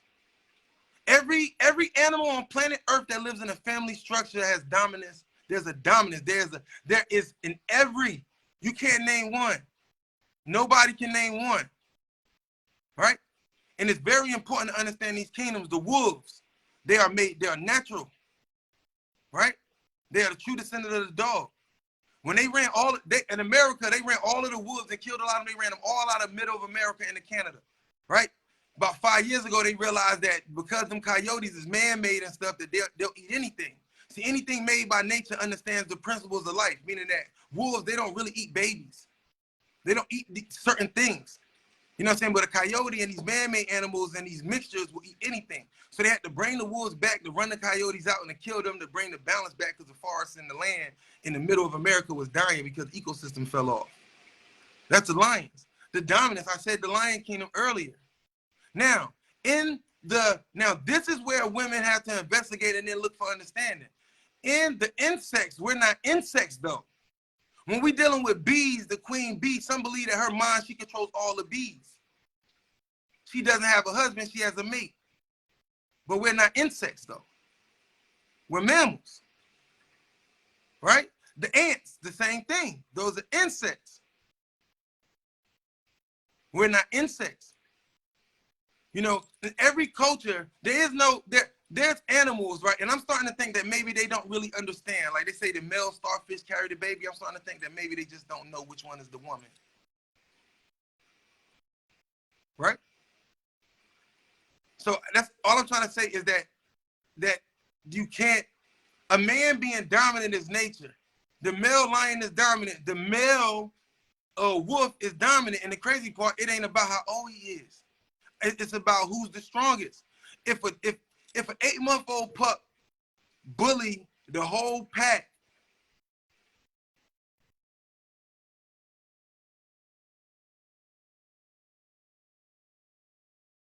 for that day, and as long as he can hold it and willing to take the challenge at the end of the day. But see, remember, what we forget about this alpha is that alpha comes with accountability. So when we start talking about women being alpha, then I expect accountability in that alpha role. So to be an alpha woman with no accountability of being wrong or not wanting to hear that or not wanting to even care to understand that nature made man this way. Now, I'm not talking about all the sicknesses and all that because we all got our joint, but in the day, nature. Show me an animal, show me a mammal that is not dominant. And even they're mating over a woman.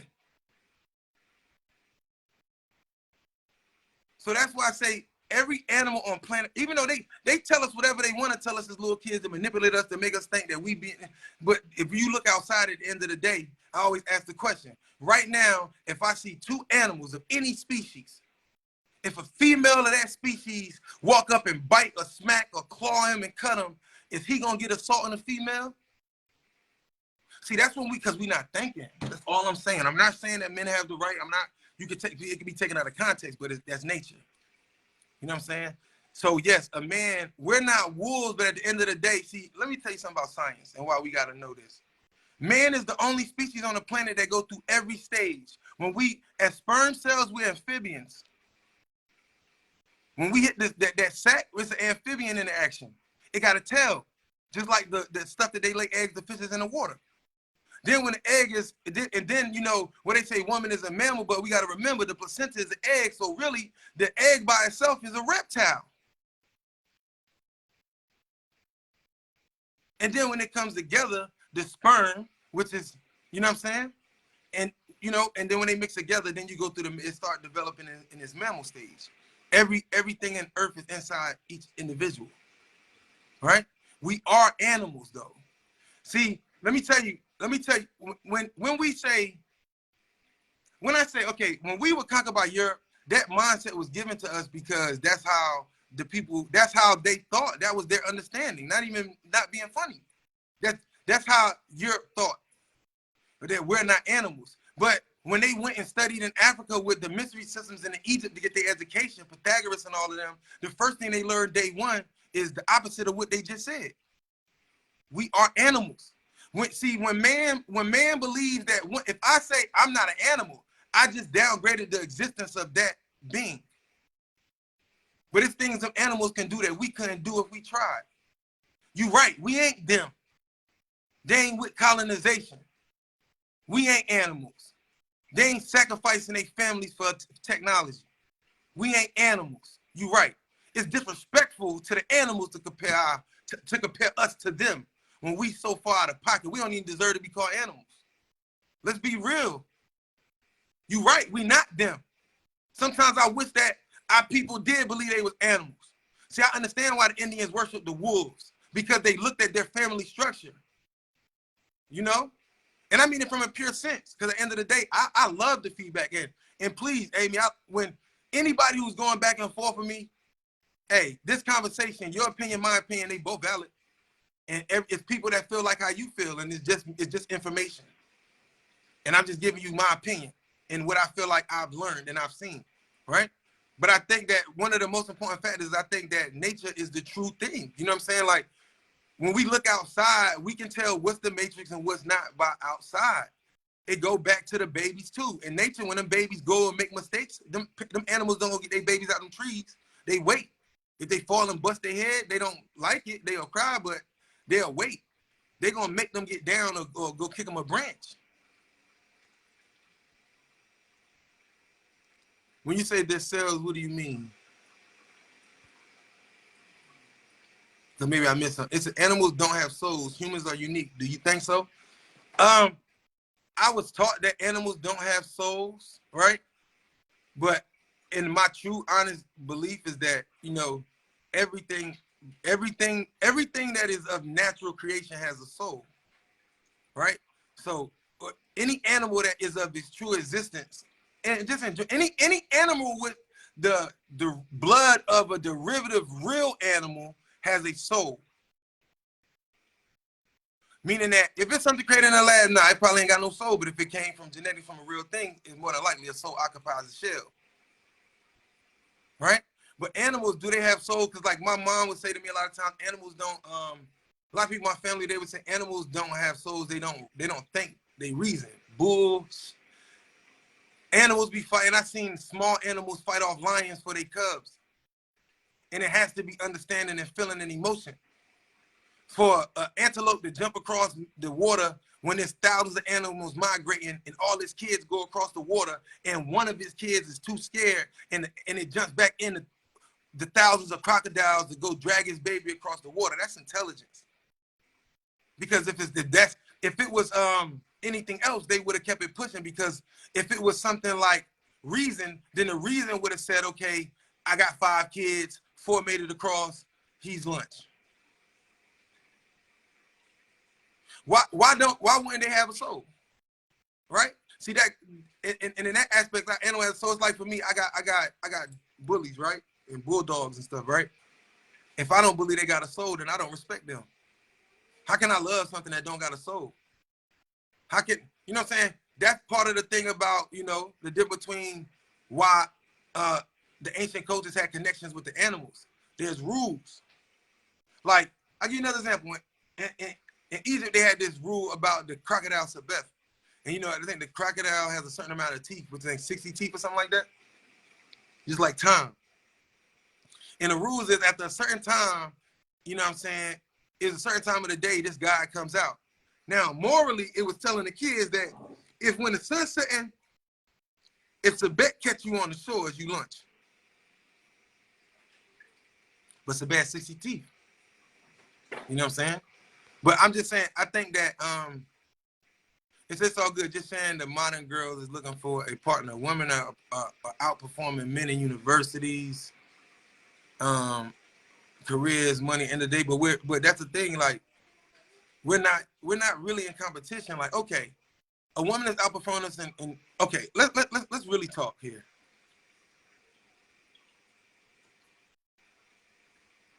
Have you ever studied the systems of learning and how, if you study anything past America, that sitting down in the classroom, that's how they taught women. In any intellectual culture around the planet, when you study those cultures, you realize that men did not sit down in class. That is a feminine way of learning. So from the beginning of the time, you wonder why the boys don't perform well in classrooms. They know this.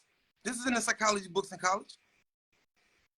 They know boys, when you sit down to learn, that's a feminine form of learning. It's a submissive form of learning. But most men are taught standing up outside or in a place where they're standing up. It's more masculine. We're more active, right? In the old universities, they were standing up, or they, you know what I'm saying? They would sit down when they talked, but when they spoke, they would stand up in these ways. So the system of learning in America is actually funneled to women's comfort, right? Everything around you is to your comfort and your benefit. You know what I'm saying? I'm not saying that you're less than, but at the same time, I want you to remember, neither are we. And you outperforming us, but if you're only outperforming us because as men, we don't give about going to school and college because we don't feel like it's going to benefit us to go to school for you to go mess with the rapper, the wealthy football player, the basketball player. I don't believe that. Study animals and itself, but notice how different some animals act towards children versus an adult.